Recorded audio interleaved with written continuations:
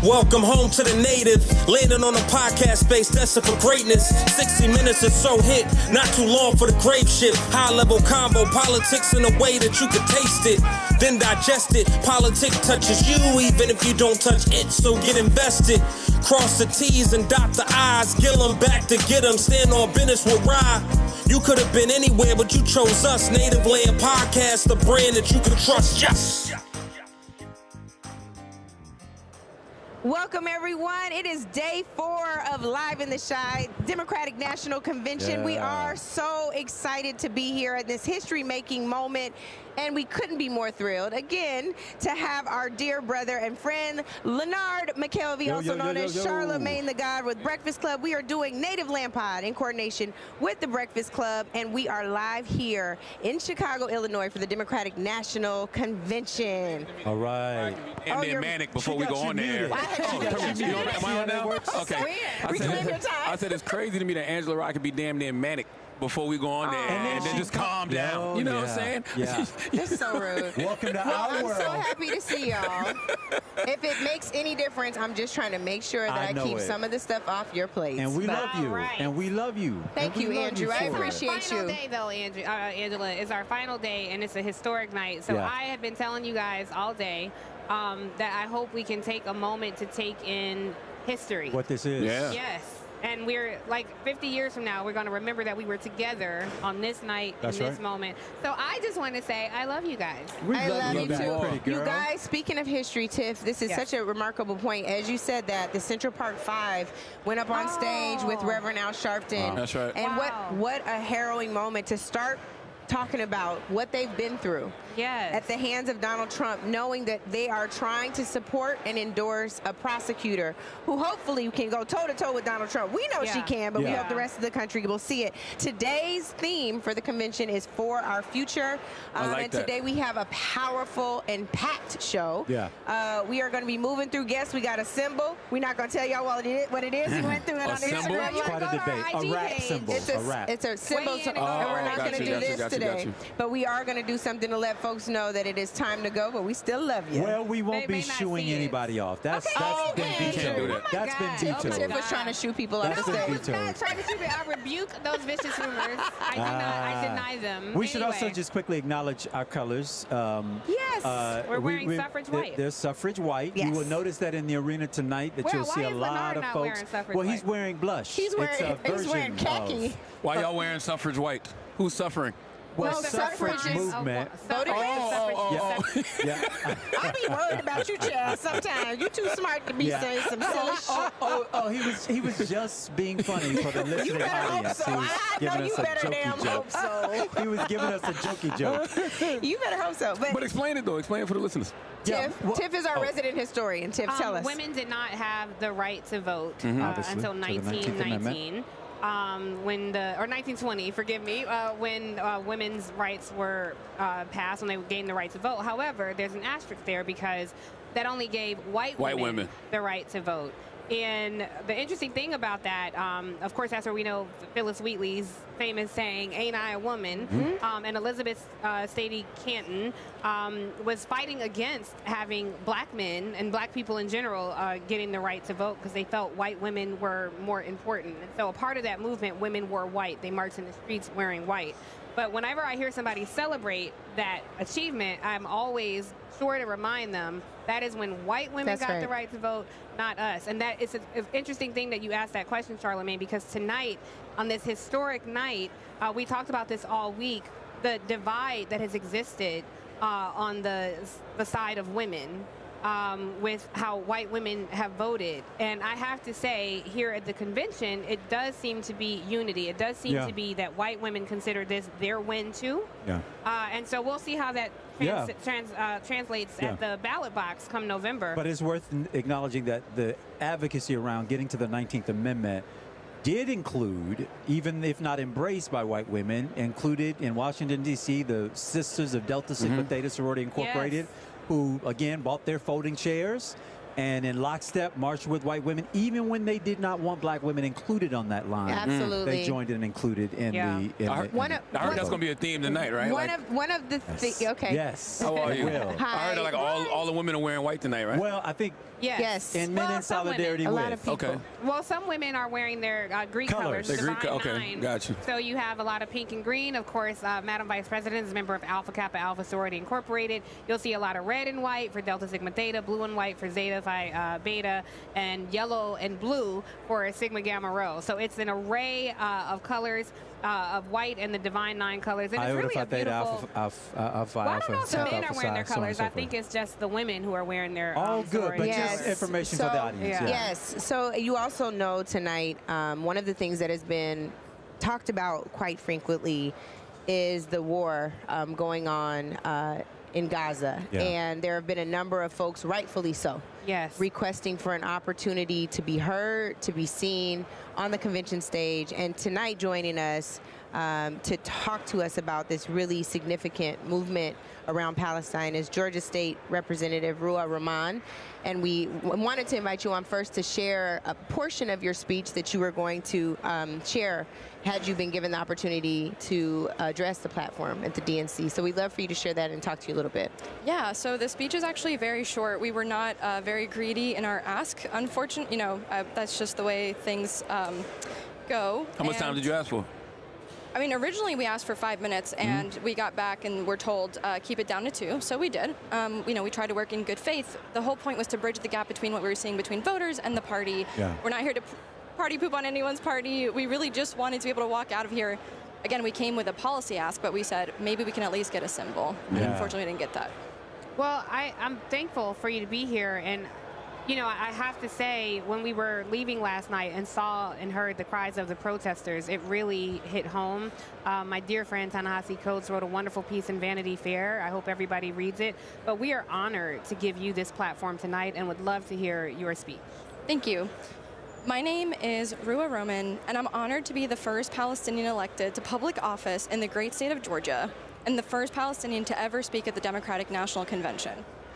My story begins in a small village near Jerusalem called Suba, where my dad's family is from. My mom's roots trace back to Al-Khalil or Hebron. My parents, born in Jordan, brought us to Georgia when I was 8, where I now live with my wonderful husband and our sweet pets. Growing up, my grandfather and I shared a special bond.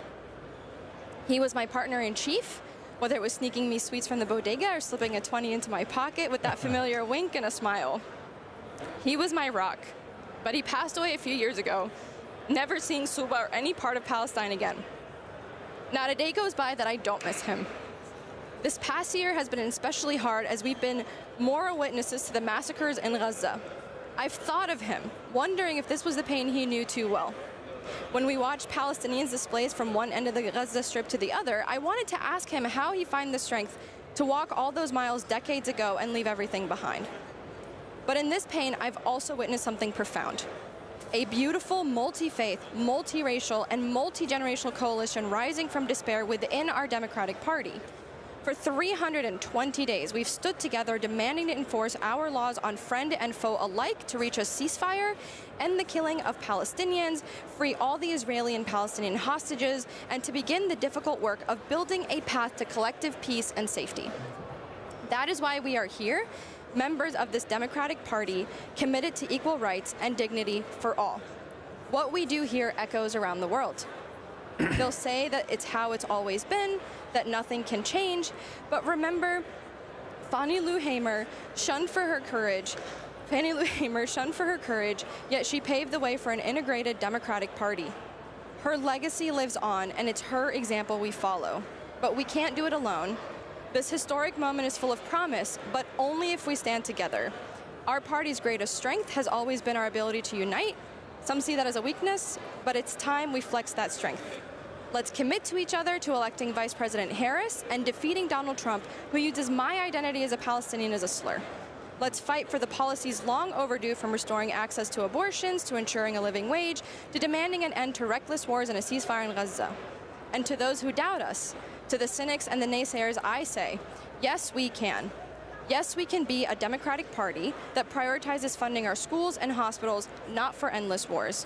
that fights for an America that belongs to all of us, black, brown, and white, Jews and Palestinians, all of us, like my grandfather taught me, together. That's beautiful. Oh my God. Absolutely. That's beautiful. Thank you so much for sharing that. And I want to just say, you already mentioned, and we've talked about it this week too, this historic occasion of this being the actual day that Fannie Lou Hamer said that she was sick and tired of being sick and tired. And when Tiff and Andrew and I were talking earlier about making sure that we gave space for this really significant issue, she is the inspiration behind that. So we couldn't thank you enough. We're so grateful for your time tonight. We really, really are. It's our pleasure. Thank you. It's our pleasure. Beautiful. It's our pleasure. Thank you. Thank you very much.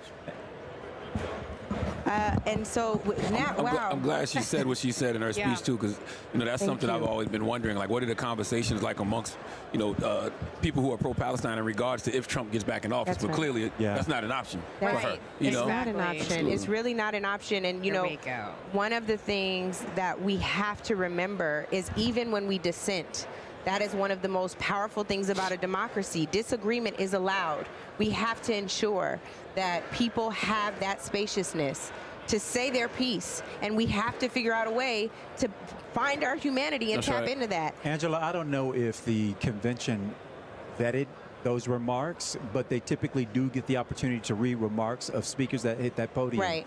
But there was nothing irrational. There was nothing offensive. There was nothing stated in those remarks that I don't believe that any of those delegates assembled in that room right now would not have wholeheartedly agreed to. In fact, would have probably gone even further.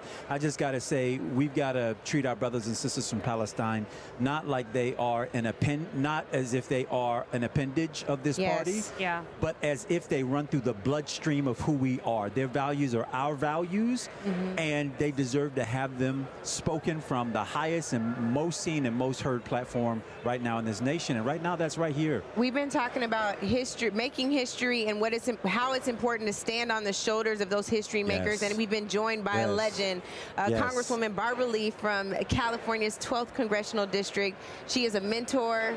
She is a woman that we absolutely look up to. She got a torch passed to her by Shirley Chisholm, and I know you passed the torch to Kamala Harris when you stood up and said, I'm going to endorse her first in 2020. So we are thrilled to be joined by you, and we know you are busy, so thank you, Congresswoman. Here, here. Thanks so much, Angela.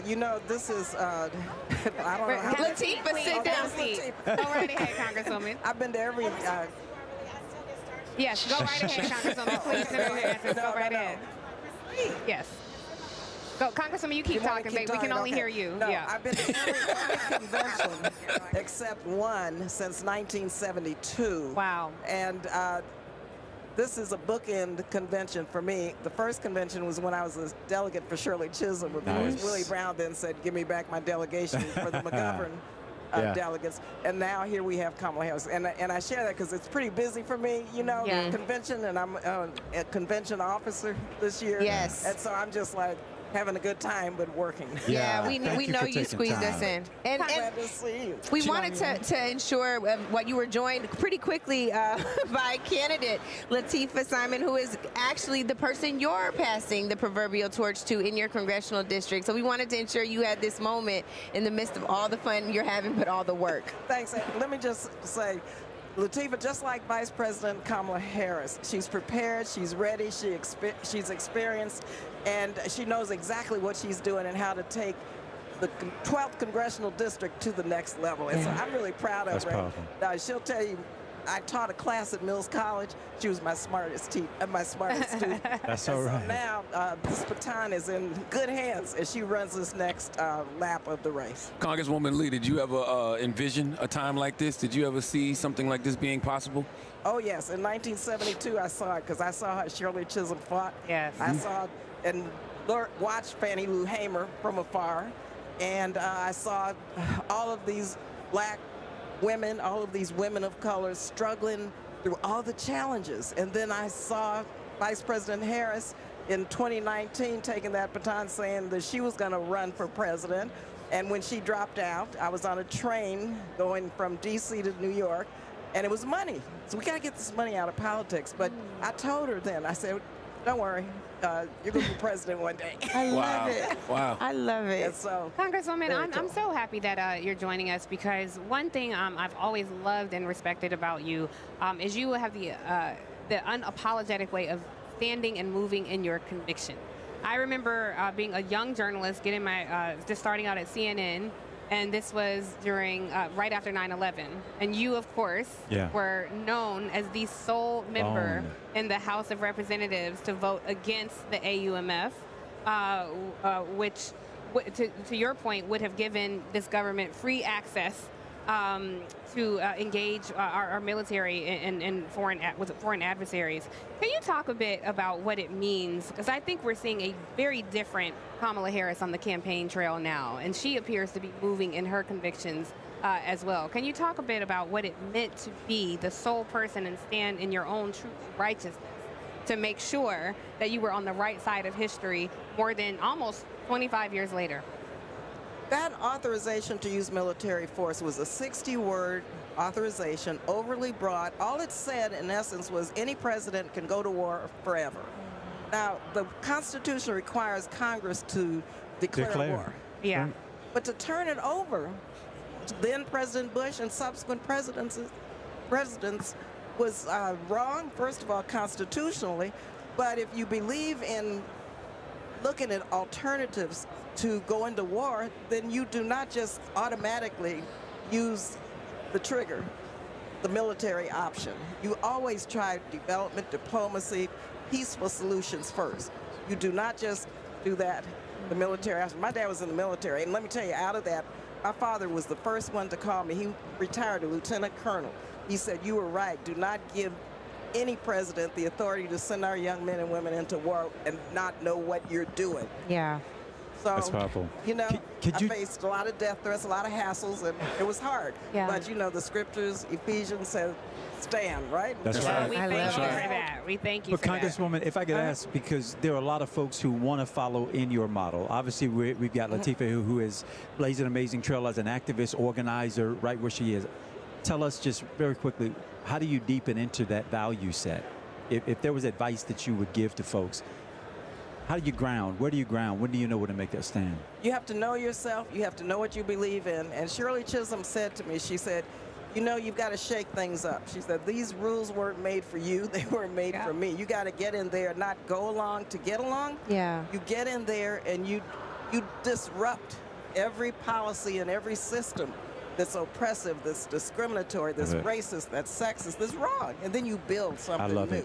I love it. That's what you do. Yes. I love it. Congresswoman, That's what Lateefah has done. Yeah. That's what you have done. We definitely want to get Lateefah in, but you had a heart out 2 minutes ago, and we are not trying to get cussed out by staff. We love you.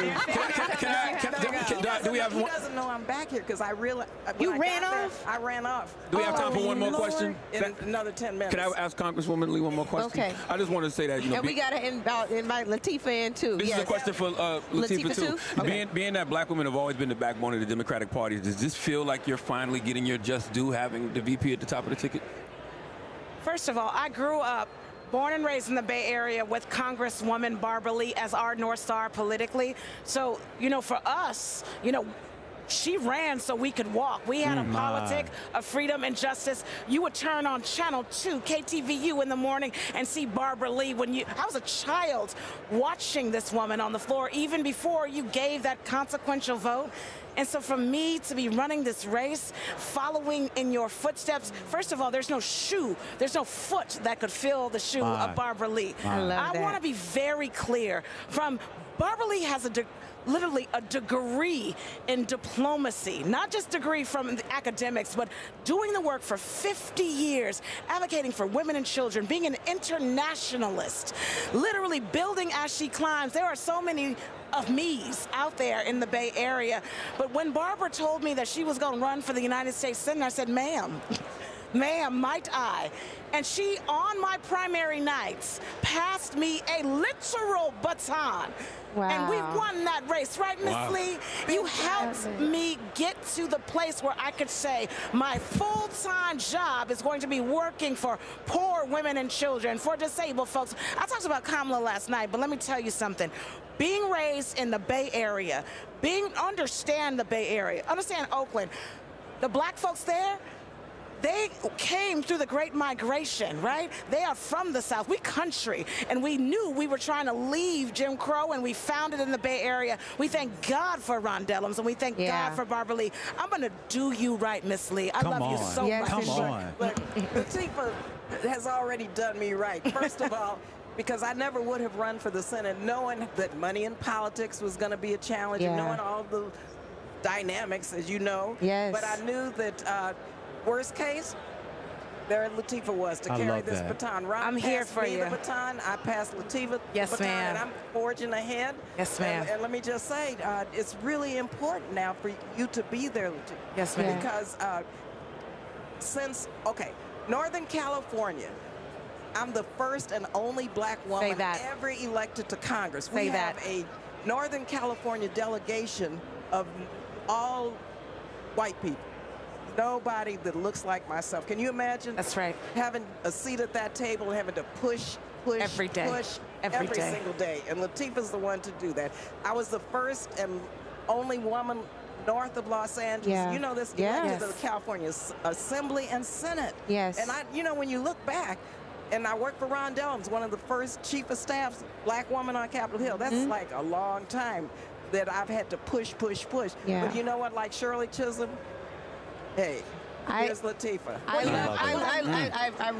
love y'all. I'm so glad that we have Oakland representing tonight, the same night that Kamala Harris will be speaking. That's right. I'm gonna get Congresswoman Lee back to work. Lateefah, we are definitely gonna have you back. Thank y'all so much. We love you. It continues. Tell Sean I'm not talking. Barbara Lee, I haven't even seen you. Barbara Lee speaks for me. Thank you, Congresswoman. Barbara Lee speaks for me too. Love you, Lateefah. Thank you, guys. Thank you so much. All right. Oops. Well, again, guys, we have a whole audience out here before us, and as we're escorting this member of Congress off stage, beautiful. We a lot of people here too. Yes, and salute to Yo Gotti. I saw Yo Gotti walk through. I was, some of these people, I'm not as great as with pop culture as I am with politics, but I saw somebody walking through shirtless. No, he wasn't shirtless. That wasn't Gotti. Gotti had a shirt on. Did you guys see that man? I don't know who he was. I didn't see the shirtless person. I don't know who that was. But as the members are being let off, I do want to let our audience at home know. Please stay tuned because we have amazing guests coming up, including Elie Mystal, one of your favorites that you see a lot on MSNBC. We have other elected representatives joining us. Yes, indeed. And it also is a little family reunion. It is it's clearly it's a family reunion. So joining us now, I'm really excited to bring to the show Congresswoman Lisa Blunt Rochester. Peace, she Quentin. is Delaware's member of Congress. Yes, and indeed. what makes it so amazing is she is poised to become welcome. thank you. She's poised to become a black woman in the Senate. Now, when then Senator Kamala Harris was there, it was lonely because she was the only black woman in the Senate, and now we're poised to have potentially two in the Senate, you, of course, and Angela Alsobrooks, who is running for Senate out of Maryland. So, Congresswoman, I'm going to call you Senator because let's just speak it into existence. Right. You call me Lisa. Yes. Call me what you call me. Well, I want to afford you your respect because you're about to be Senator Lisa Blunt Rochester. Right. So we're so happy to have you. Angela's been talking about having you on all day. So I'm going to toss the mic to her to let her ask the first question. Well, you didn't need to do that, but I'm grateful. The thing that's funny about this moment is you guys just talked about it being a family reunion. It really is. Y'all are my family. She is my family too. And I will say the thing that we talk about the most. Can I tell them? Go ahead. Fashion and makeup. That's what She's killing it right now. She is the flyest, and I love And you look casual, comfortable, fly. So fly. Thank you, because it was so important. Literally, Angela was trying to help me because I had to do my speech up on the stage, and we're mailing stuff and everything. Ended up wearing something I already had in my closet. I love Is that what you did? It was brand new. It was something that was comfortable. Yeah. And then tonight, like right before I got on the plane, they were like, "We're going to wear white." I said, "Nobody said." Who had this suit I wore on my 60th birthday. My daughter 60 where? Girl, 62. Wow. 62 today this year.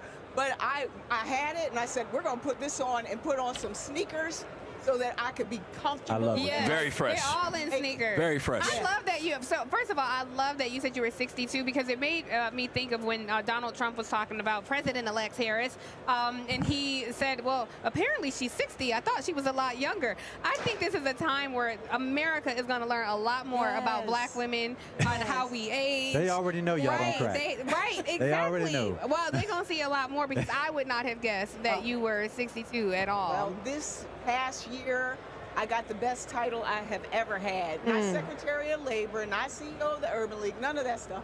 Grandmother. Grandma. Oh, Last year. congratulations. I love So it. Congratulations. I'm fighting for reproductive freedom because my granddaughter is here because of IVF. Wow. So Wow. For me, this is an important time. Yeah. That's all right. Give us a sense of the race so far. How has it been? I mean, obviously, you're a congresswoman from Delaware. People love you everywhere. I mean, you don't have to be in your state to know it, by the way. Your work speaks for itself, and it speaks beyond the borders of any state. Give us what you're feeling. How do you feel about the race? What's the prognosis? We already know we're claiming the thing. I am glad people are claiming it, and y'all know I'm a person of faith. I believe that faith, basically faith without works is dead. And so for me, one of the things that is probably the biggest challenge is that a lot of people sleep on Delaware. Yeah. They think, oh, it's a blue state. But it's only 3 counties, and they vote blue, purple, and red. We literally are urban, suburban, rural, and coastal. And so those farmers in that part of the state, a lot of times, they're not looking at us. And just being a Republican, you're going to get 40% of the vote in my state. Off jump. Yeah, up jump. So last time, my opponent had no staff. It was him and his girlfriend running around the state. They had no platform. They had no money until Dark Money came in at the very end and did an ad about me dancing, because y'all know I love to dance. I'm in a beehive. But he showed a video of me dancing, and they covered up who I was dancing with. It was John Lewis before he died. Wow. And so that guy with nothing got 44% of the vote. Wow. And so for us, we want people to understand, don't sleep on Delaware. That's right. We got to get the turnout, and that's true for Kamala and Tim as well. Turnout is everything. That's right. Everything. That's right. It's everything. When we turn out, we win. That's right. But people have to connect their vote with their life. Yeah. So for me in Delaware, we've got these unincorporated areas that didn't have clean drinking water. I mean, this is not the 1920s or 40s, or the 60s. This is the 2000s. And so for me to bring clean drinking water to those communities, that is the kind of work we do. Powerful. Maternal mortality. We know as Black women, we're 3-4 times likely to die. And so to be able to do work on maternal mortality and menopause and jobs. I said if I had another middle name, it'd be Lisa Blunt, Jobs Rochester. I love the economy and jobs and building wealth. And that's why my speech yesterday about Bright Hope was about entrepreneurs and growing Black and brown businesses, as well as growing our strong communities. I love that. So I just want people to not sleep on Delaware. We are a very moderate state. I'm so happy you brought up water insecurity. I think a lot of people don't realize there are over 140 million people in this country without access to clean drinking water in these United States. And most of those people are people of color. So that's a crucial issue, and I think it speaks to why Delaware matters, even if you don't live there. But to have you in the Senate would certainly help tilt the scale for an innumerable amount of Well, issues. we need Black representation in the Senate too, beyond Delaware. Absolutely. This is very true. I mean, for me, the other thing is democracy sounds like some, ambiguous, amorphous thing. But for somebody like me, who was trapped up in the gallery on January 6th when that insurrection broke out. Like, I felt and saw and heard how close we were to losing it. And so, Jim Clyburn said, everybody says this is the most important election. He said this isn't the most important, it's the most consequential. The consequences of this election for the next decades or generations. So for me, I recommitted to this work after that insurrection. That's real. And so I'm fighting for my seat. I'm fighting to flip the House, hold the Senate, and get Kamala Harris and Tim Walz into the White House. Are you nervous about people accepting election results? Oh, let me tell you, I forgot. I asked somebody for the stats because we have not just doubled or tripled the number of lawyers that we are going to have on hand for this election because we know they're going to try to challenge it. If they win, they're going to don't say challenge it, say steal it. Steal it. Yeah, I don't like when y'all say challenge, say steal it. Right. I'll say that we know. Well, speaking of incredible. Hello. We have sisters in the Senate. We have sisters of the Senate. We have Senate candidate Angela Alsobrooks joining us now. We're going to ask you to put on your headphones and get situated. And you got some fans. Some fans with Flame. That's Flame. What up, Flicky Flame? She's running for Senate in Maryland. Absolutely. Don't be one. Okay. Hello, we got fans flying. Fans flying. That's Flame. Oh, my goodness. That's Flame Monroe. That's a personal friend. I know Flame. Yeah. Well, as Leonard takes his fan out the bag, welcome, Angela. We're thrilled to have you. Thank you so much. Glad to join. One thing I'd love to ask you both while you sit here is how do you feel about tonight? This is history in the making, not just for Kamala Harris. I know you've been a longtime supporter, a part of the initial transition, even the VP vetting team. Yeah. So you've been there a long time, Lisa, a personal friend of Joe Biden's. How does this feel for you all tonight? Oh, yeah. It's absolutely incredible. You know what? The electricity in this building. It's crazy. I think it is crazy, but you know what? It is well deserved. Yes. This is a person. Yeah. And let's just say this, who deserves so much the moment that she's in. That's right. A person who has served honorably as district attorney, attorney general, senator, vice president. She has served our country so honorably over these years, and she deserves this excitement, and so do we. Y'all deserve the excitement. Yeah, we deserve as a country. We deserve as a country to have a leader who inspires all of us, cross-generationally, from the youngest to the oldest. We deserve this moment. Yeah. Well, I was saying you deserve it too. As the woman who is about to join the ranks of the United States Senate, God willing, we're claiming it on this stage. Yeah. However, your own experience as an elected official, people who believe in you, who trust you, who count on your service as having advanced their lives in Maryland and in Baltimore and in the greater area. I just want to know how you're feeling about the state of the race and what do you need? And I'd love to hear also, before we get out of here, what you need. You know what? I feel really good about the race. This has been a hard-fought race. Yes. Over the last year and a half. We started in a primary with an opponent who spent more than $65 million of his own money to compete in the race. And you know what? And the voters deserve all the credit that they were able, nonetheless, to hear a positive vision for our state and for our country that resonated.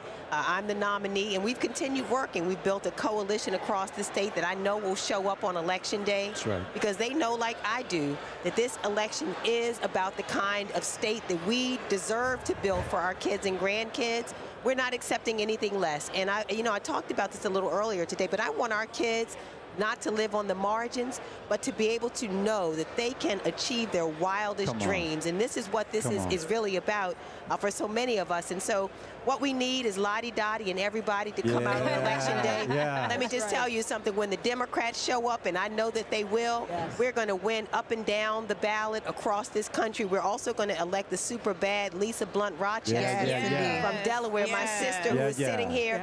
And this Senate has never seen two African-American women on the floor of the Senate, at the same time, although they should. And you know what? In this year, like you said, God willing. That's right. Yes. God willing. So really quick, and Angela, I hope you can stay with us. Lisa, so we do not get ever cussed out by your staff. we have to let you go. Yes. Where can they go? Cussing nobody out. For this moment. You don't know. They know I've been waiting for this moment. I was like, how are we going to make this happen? Thank you. And first we of love all, you. Again, like to be with some of my good friends. I was just telling them when Tiffany's book came out, I'd send her a selfie with me. I love that. I'm so honored to be, and we are going to be calling each other Sister Senator. The Sisters of the Senate. We're going to make shirts. Sister Senator. I am just so honored, and I'm just You know, the theme of my talk last night was Bright Hope, the name of the church my grandmother attended for 70 years in Philadelphia. And this moment demands it. And Bright Hope isn't always happy. Bright Hope is having that expectation even when you can't see it. And so the fact that I call, sometimes I call my soon-to-be, hopefully, sister Senator DeVita, because she was like David with Goliath.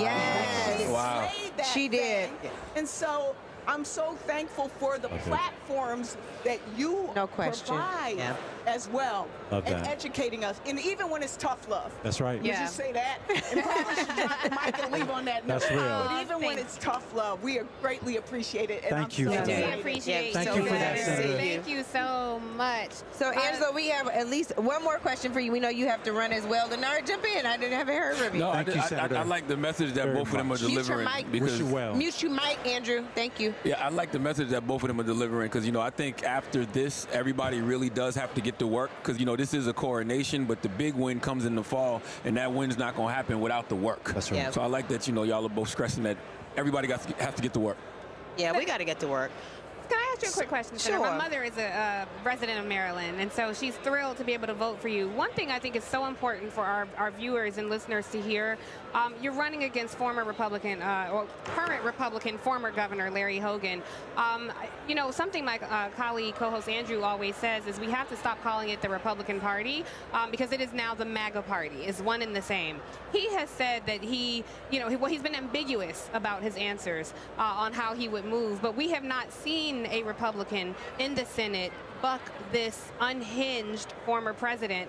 What would you say to people who are on the fence about who they're going to vote for, considering the danger that exists on the other side? Yeah, thank you for that. Well, you know what? So you said he's been ambiguous. Let me tell you what has not been ambiguous, his actions. Yes. He's a person, first of all, who was selected by Mitch McConnell after he spent months and months saying he was uninterested in the Senate and then said, oh, you know what? Mitch McConnell convinced me to get into the race. We know this is the same Mitch McConnell who refused President Obama. Stole the seat and refused to give President Obama the opportunity to appoint Merrick Garland and set us up for this crazy Supreme Court that we have in place right now. And so what Larry Hogan says about being ambiguous, his actions tell us everything we need to know. He vetoed abortion care legislation in the state, and then when it was overridden, he refused to release the funding until Governor Moore came into office. This is the same guy who didn't support paid and family medical leave. He's the same guy who also vetoed legislation to have a waiting period for guns, knowing that our children right now are dying. The #1 way our kids are slaughtered in America are with guns, not by car accident or by illness. And so there's nothing ambiguous about the way that he has moved and behaved. And so in this day, to bless his heart, he waited till he was 68 and a half years old to become pro-choice.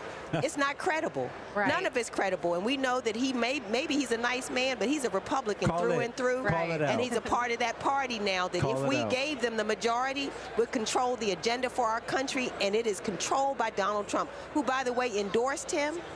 And not because they love each other, but because they share a goal. That's right. They want to have this majority so they can take our country backwards, and we're not having it. She ready, y'all? We absolutely. She ready. I know. Let's get used to it. Angela, I can't wait to see you on the next Women with Black Women call. I'm so excited that even when you're not asking for anything, you show up. So I appreciate that too, sis. I see you. But thank you for showing up, and thank all of you for having me today. Listen, let's rock and roll, and I agree with the work.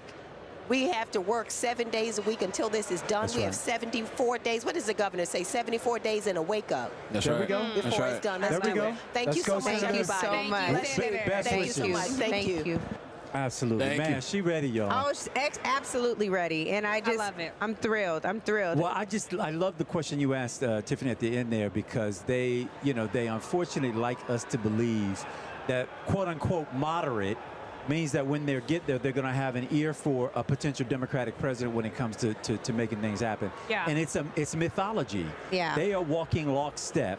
And if Trump gets in there and he's got a Republican Senate, they're going to move a throwback agenda that we can't afford. What's up, sir? Okay, Young Noah. Right now we have Young Noah. internet sensation. Yeah. Noah Was Taken, and Noah Was Taken is joining us today after tearing a grown man to shreds yesterday at the convention. Tell us what happened. Yeah, I saw Mike Lindell and I asked him a respectful and quick question, but he got mad and acted like the big bad wolf and decided to take it personally. He started to get all up in my face. Oh, but like that? Yeah, No, he didn't. Well, you know he didn't. How old are you? Noah Was Taken? 12. A big 12. He got a big old man got in a big 12's face. I and then wish what I was happened? there. I'd have swung on him. No. That's how I would have. I'm sure you would have. Tell us what happened after that, before the narc swinging. Yeah, and then I asked him a few questions he couldn't even respond to. He had no real answer whatsoever except for his personal grievances. I ended up fact-checking him later. Everything he said was completely false and never happened. What was the question? Do you remember your initial question to him? I said, why are you denying the results of a completely fair and free election? Okay. And he started naming these people with the names and the fancy names, but he didn't give me a last name, and I couldn't. All he said was the first name. He said, I didn't want to give their public name out there. If you're an elected official, your name should be out there. Absolutely. Right, especially if you're representing me in my state of Georgia. I should know your name, right? So he didn't want to provide any of that, so it was almost impossible to fact check. So future governor of Georgia, Noah, what got you into politics, young man? Stacey Abrams, who just walked by us. Okay. What you was energized by her campaign? I was energized by her campaign. Wow. I love that. Thank you. Where you go to school? Homeschool. Boy, you got a great teacher. Yeah, whoever they are. The mama's right here. She's teaching right here. Camera taking pictures. A proud mom. No, I want to say that you have done what so many in the mainstream media have failed to do. You asked a poignant question. Yes. I saw the video when you demanded that he cite his sources. Right. And held him accountable. So I'm so impressed with you. What do you? I know Charlamagne has spoken into that you'll be the governor. Yeah. I'd like to speak that over you as well. Is there something, other ambitions that you have in your life? Well, yeah, I would love to continue to be able to promote the Democratic Party and all of their accomplishments. But other than that, I want to continue doing what I'm doing. Does it hurt you that you can't vote yet? That you 6 years away from being able to vote? Not 6 years. It's a good. I can encourage folks to vote, so that's enough for me. One thing you can't do when you can't vote, you can walk in the polls with people. That's right. Yeah. So I can walk into the polls of hundreds of family members, and that it counts just as much. If you could vote in this election this fall, tell me who you'd be voting for. Absolutely.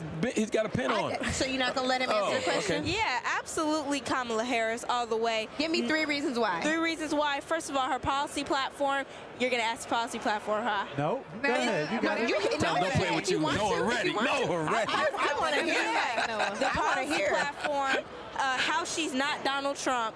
And she just has a great way of energizing the country, and her policy platform is critical to that. Yeah.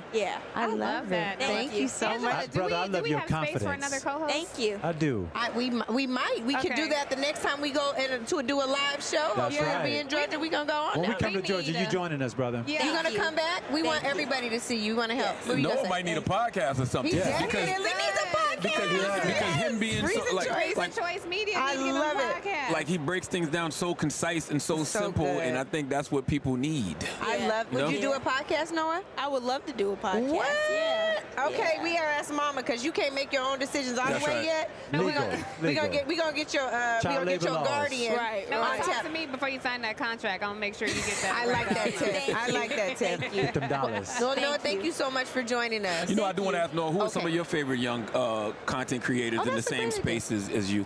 Ooh, okay. Isaiah Martin, Too Raw, Too Real. Let me think. Olivia Juliana. A lot of great people that attended here today. Okay. I love that. That's Noah, awesome. you're amazing. You really Your are. energy is infectious. Can I ask him one more question? I'm sorry. I just am dying to know this. Who has been your favorite speaker so far Ooh, good at one. the convention, and why? Auntie Michelle. Oh. Barack or Nancy Pelosi or Joe Biden. My favorite. That's food. I didn't catch Nancy. Who was first out of those? Joe Biden. Really? Yeah. Tell me You why. like Joe's speech out of all of them? Joe's speech. He went for an hour. Y'all Sleepy Joe went on for an hour. I love him. Thank you. This is the first time we're gonna disagree all week. Y'all Michelle Sleepy Joe. put the best. Let him tell why. Oh, okay. Y'all Sleepy Joe went on for an hour and 30 minutes. Y'all who called them Sleepy Joe went on for an hour. Just because he stayed awake? No, That's not I just muted Lenore. Thank you for muting her. No, you go ahead. If you go on for an hour and 30 minutes, how are you Sleepy Joe? Michelle bodied. I don't even know how long Michelle was on, but her was just better. Michelle can go second place. No way. Hey, I get Noah's point. I'm with that. I like he said it. the man was up. Well, let me tell you this, Noah. He did great. Noah, here's the thing. We are absolutely not finished with you. We hope we can sign you for a podcast, but for now, we're going to let you go because you got some work to do. Thank you. Thank you so much. Go get Peace, Noah. Appreciate you, man. We wish Thank you you well. so much, honey. Thank you so much. We wish you well, brother. Yes, you do. We love you. Oh, my goodness. Noah was fantastic. I'm blown Noah, away by awesome. him. Noah, you know Jasmine? Okay, well, would you like to introduce her? Introduce her. Introduce her. You didn't tease the next guest. Go ahead. You do the introduction. They're hugging off camera. Well, so while Jasmine makes her way, who he's talking about is Congresswoman Jasmine Crockett. That's right. Of the Texas Congressional District 30. She is coming up as soon as she finishes taking pictures with Noah. Noah's captivating. She had to say hi to Noah. Of course she Look did. At this lovely. She Beautiful. bedazzled, honey. Peace, Congresswoman. Wherever you like to Wherever sit. you want to be. Wherever you want to be. Just come on and let's put your Well, you're over headset here on. now. So Put your headset on. She's bedazzled. We are thrilled to have joining us Congresswoman Jasmine Crockett. And getting pulled in all directions. there she is. I love that We text. introduced while you were walking up. How are you doing, sis? I'm doing all right. Great. So you met Noah at the feet of the... Did you couldn't hear? I met him at the White House. Oh, beg pardon. Beg pardon. Okay. Yeah. Noah about this life. He's everything. Absolutely. Yeah, about it. Tell us how you prepared for Monday night, Congresswoman. Oh, when you gave your speech. There was phenomenal speech, by the way. There was a lot of drama, so thank you so much. So I won't go into all that it took. But what I will say is that in the moments that I was supposed to be getting on stage, it's the first time I've ever gotten nervous. Wow. So for 2 hours, I was actually getting physically sick. I had to take medication and everything. And so I was just nervous that I would let her down. And I did not want to let her down. And then as we are making history today, what most people don't realize is that Kamala Harris was making history for me at the same time. There's never been a black woman freshman that has been allowed to grace the stage of the DNC ever until me. And so it was a huge honor. And at the same time, while I didn't want to let her down, I also didn't want to foreclose on opportunities for those coming behind me.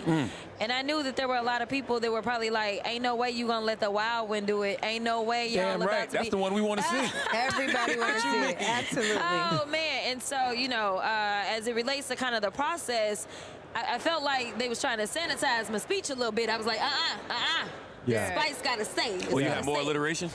Well, the alliteration came out at least 5 times. Wow. It was pulled out 5 times, and then I put it back in. And I said, let me tell you something. This is who I am. This is what this speech is going to be, because the only reason anybody would want to see me on the stage, it ain't to see me, it's to actually hear me be me. And so it was a bit of a fight, but, you know, y'all know I stand my ground. For sure. We appreciate you for doing that. And again, because I stood my ground, I also was nervous, because then it's like, well, you can't mess up, you can't fumble the bag, because you really stood so strong and confidently in it. And I am thankful that it was received seemingly in a decent way. Well, you are far from fumbling anything, by the way. Anytime I've ever heard you, and I've spoken at these convention before, I know the exact process you were talking about, the edits that get made, and the fact that you have to be, literally strong, and as Angela says all the time, 10 toes deep. Yeah. I do not say 10 toes deep. Down. And then you quoted me something that the whole culture say. But guess what? Say 10 toes down. But guess what? I'm not in all that. So when I heard you say it, I was like, that's pretty decent. Andrew, you're acting like a white man. I'm going to go back on mute. Okay. Guess what? You can stay off. But I'm talking to you now. And the point is, is that, first of all, you're not the wild one, you're not the crazy one, you are the truth teller. Hey. And people can't always handle the truth, so they like to throw all these terms out that make us look different and strange, and even in some cases undeserving of the space. Not only did you deserve it, you owned it, you delivered, you did the just you were supposed to do, and guess what? I believe you brought a lot more people's eyes to this campaign, to what this is about, and why it is they need to get out there, vote, and perform. That's right. Perform their duty, their civic duty. So, Congresswoman, I said Jasmine, Congresswoman, I couldn't thank you enough. And I just want to encourage you every day of the week to continue to be that, right? Every Congress deserves a truth teller. That's right. Every Congress, at least one. Can I ask a question? We opened the show tonight with a Georgia State rep of Palestinian descent speaking about the protests and the plight that's happening. Something has made me a bit uncomfortable with this. I'm so excited, and I've been so full of celebration with having an us, poised to lead this country. And then I was torn as we drove past protesters last night. And it just feels like this push and pull, because as Black women, much like the CBC, we are the conscience of the country, like the CBC is noted as being in the conscience of the Congress. For the people out there who feel some of that same torment, who want to stand in solidarity with the Palestinian people, and it seems like the world has turned their back on them. I'm just curious what your thoughts are, given the division, all the diversity we've seen, and yet this division remains so pronounced here. Yeah, so I'm going to say that it's not an either or, it's an and. Yes. The issue that I have is that I think that we need to go ahead and be real about the fact that anyone that is uncomfortable with suffering is actually just being human.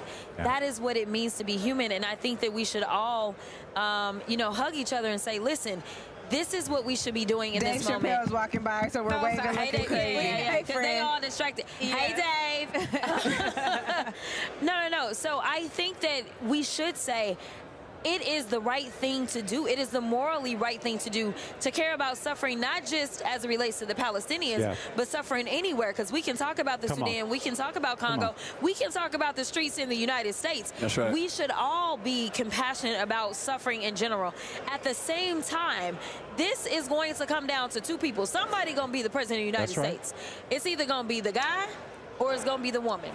And right now, I can tell you that it has to be the woman for me. And that doesn't mean that you are going to agree with her on everything. I think that this was elaborated in a way by Michelle Obama. We continuously seek perfection. One of the things that I used to say on the trail all the time, specifically when I was out there for President Biden, is that there is no perfection walking on this earth. Not at all. And I would definitely say it when I went to the Black church. And I would say we always want our preachers and our politicians to be perfect, and neither one will be. You will always be let down. But we are supposed to fight for a more perfect union. And fighting for a more perfect union means that you continuously engage in conversation and communication, and you move the needle. That's right. Let me tell you something. There was a point in time that nobody would have ever imagined that Joe Biden would do anything on student loan debt forgiveness. That's right. And who led the way on it? It was Joe Biden. That's right. But guess what? There were people that were pulling him and telling him that that was the right thing to do. So I'm just saying, I need them to understand that we can't sit this out. Because the suffering that we see in Gaza is only going to get worse if Trump ends up being the one that ends up in position. Because let me tell you, they have been on the House floor and they have specifically said, just go nuke them.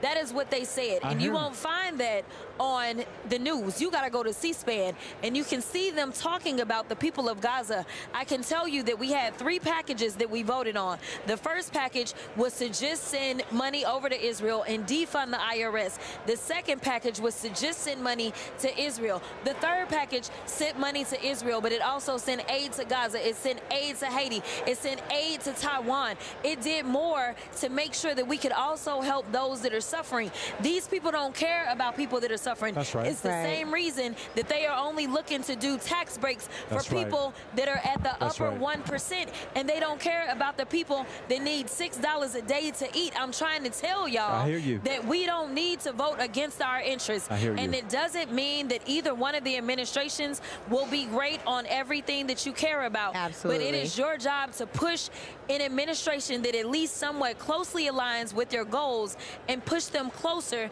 to the finish line. perfect. Absolutely. That's why you a star right there, Congresswoman. Thank you so much for being here. We love you. We fuck with you. I'm sorry. My bad. She know what I mean. Thank you so much. Thank you so much. All good. Thank you. All right, we got another guest pulling up. Go ahead, Angela. No, you go ahead. Go ahead. You after your potty mouth, go ahead and do the intro. I did it. Governor Josh Shapiro of Pennsylvania is here. Come here, Wherever you want to sit. My guy, what's the word, brother? How are you, man? What's happening? What's Governor happening? Shapiro just Man, Governor Josh Shapiro is here. I loved your theme of freedom last night. He can't hear you. I'm sorry. Yeah. You can hear me now. I loved your theme of freedom last night. And, you know, one question that I've been asking everyone in light of the Supreme Court's recent ruling is the fact we know so many Republican officials will refuse to certify the results of the election. Do you believe our democracy is healthy enough to have a free and fair election come November? I do, because, look, last time we had a free and fair, safe and secure election in Pennsylvania and elsewhere, and our courts held. The judges, when it was up to them, did do the right thing. But make no mistake, there are serious threats out there. It's one of the reasons why 9 months ago, as the governor of Pennsylvania, which I think everybody agrees is kind of the ultimate swing state here, we put together an election protection task force led by my Secretary of the Commonwealth who oversees elections, importantly, a Republican, because I think the administration of elections is nonpartisan. Obviously, partisan exercise decide who you want to be for, but we want everyone in Pennsylvania to know that their ballot can be cast, their ballot will be counted, and I don't care what Donald Trump does to try and throw out a vote, we'll be ready to go to court to protect it. Absolutely. Can I say, I'm going to ask you. Angela, you can say whatever you want. Anything you want. It is a night of celebration, but I'm going to tell you the truth. I'm going to take you into our text messages. Don't be mad, Leonard.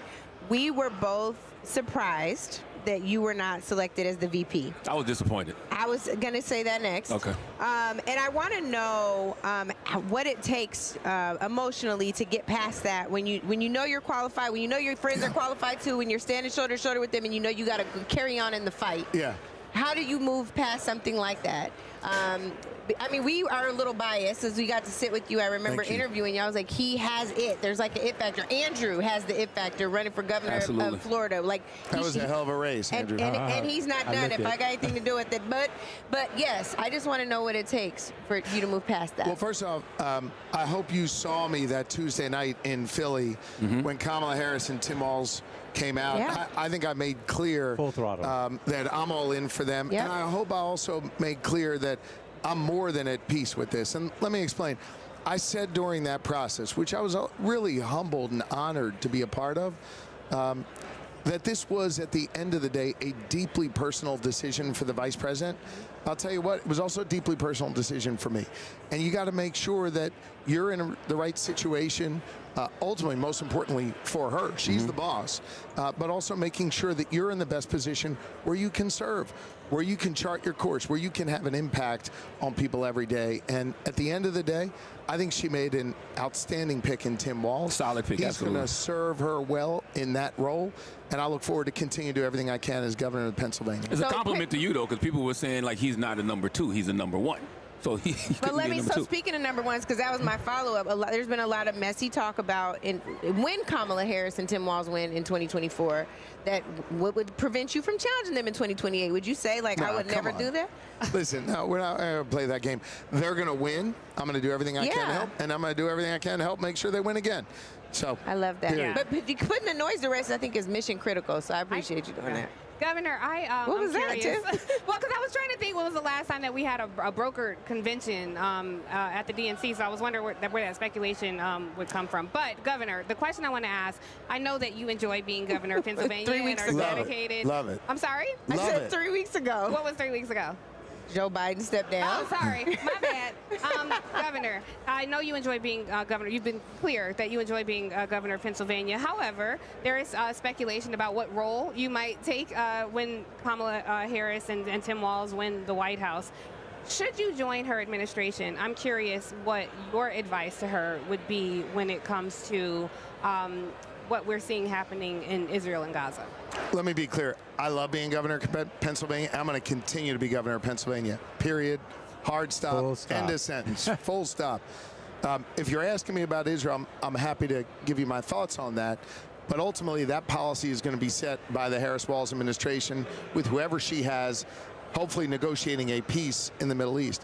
Look, I'll just share with my views, because I think a lot of this, you know, people like to project onto other people what they think. Here's what I know.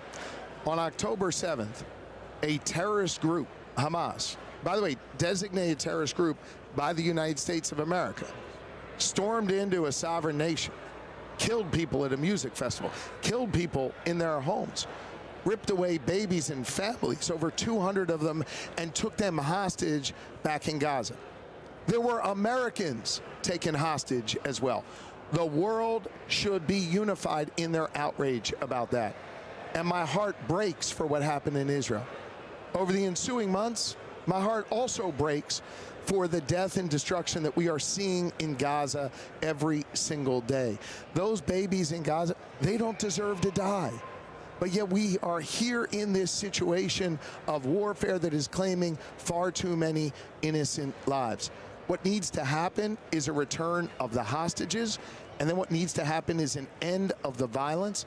And then what my hope has been for years, long before October 7th, is that we can renew meaningful conversations to have a two-state solution.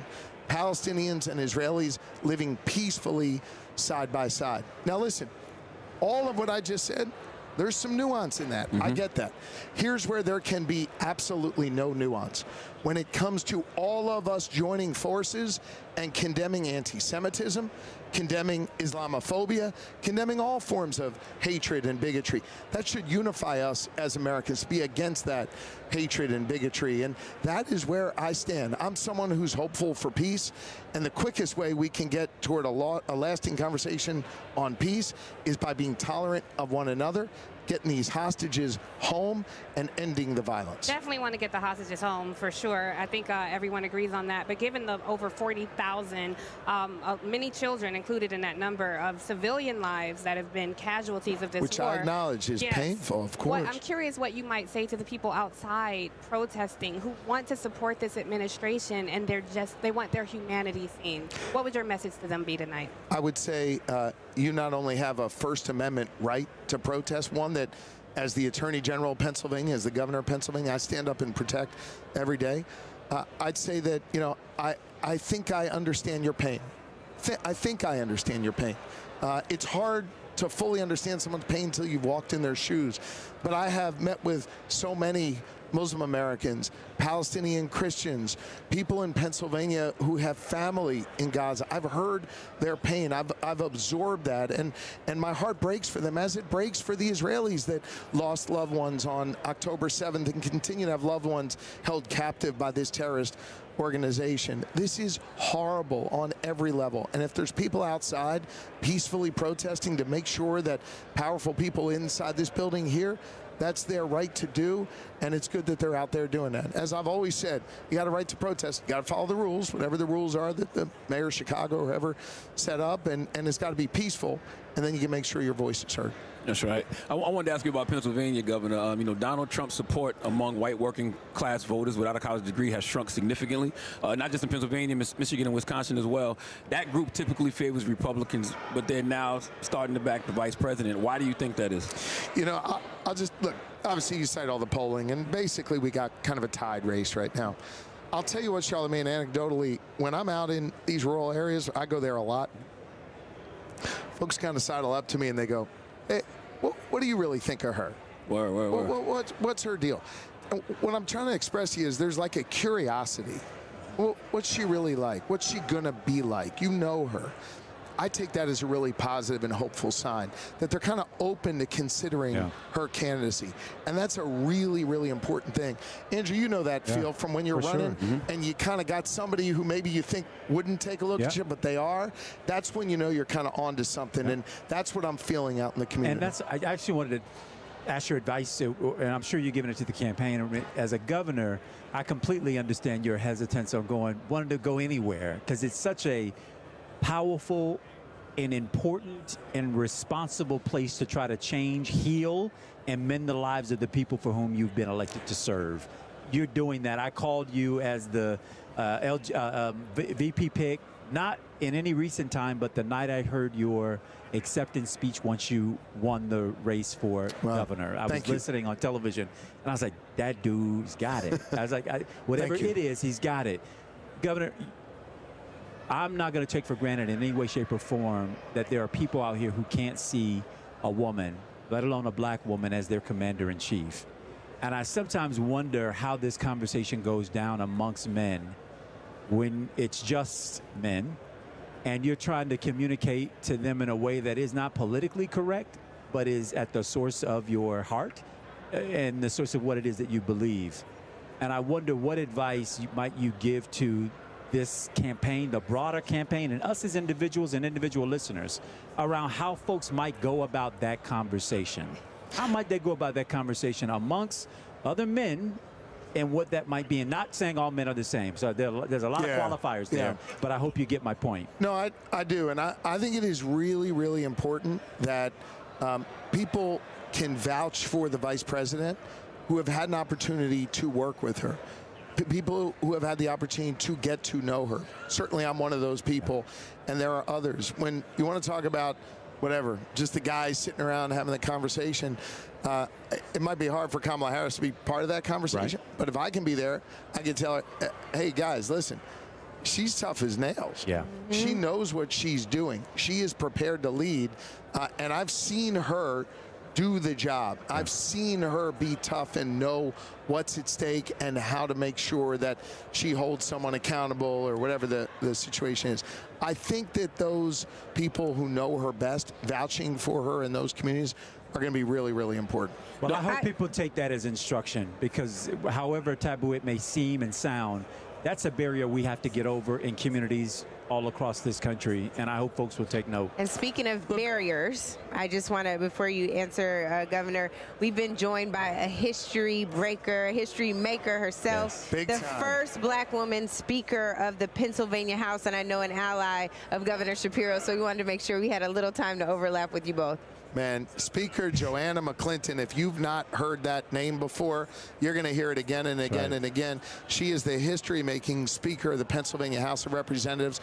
For the first time, the Democrats are in the majority for about a dozen years.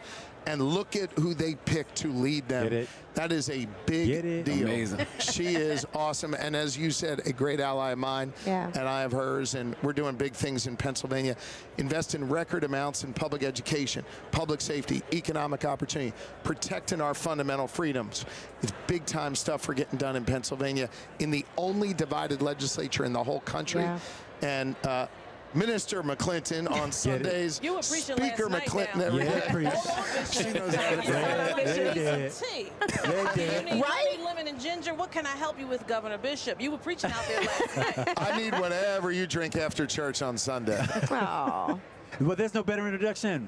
Madam Speaker. Thank you for having me. Absolutely. Tell us how you did it. What's been the labor to get to this point? As I've heard in the commercial, my overnight success has been years in the making. Wow. Absolutely. And that's probably the story you could tell. Absolutely. So growing up, I was not one seeing myself running anything in government.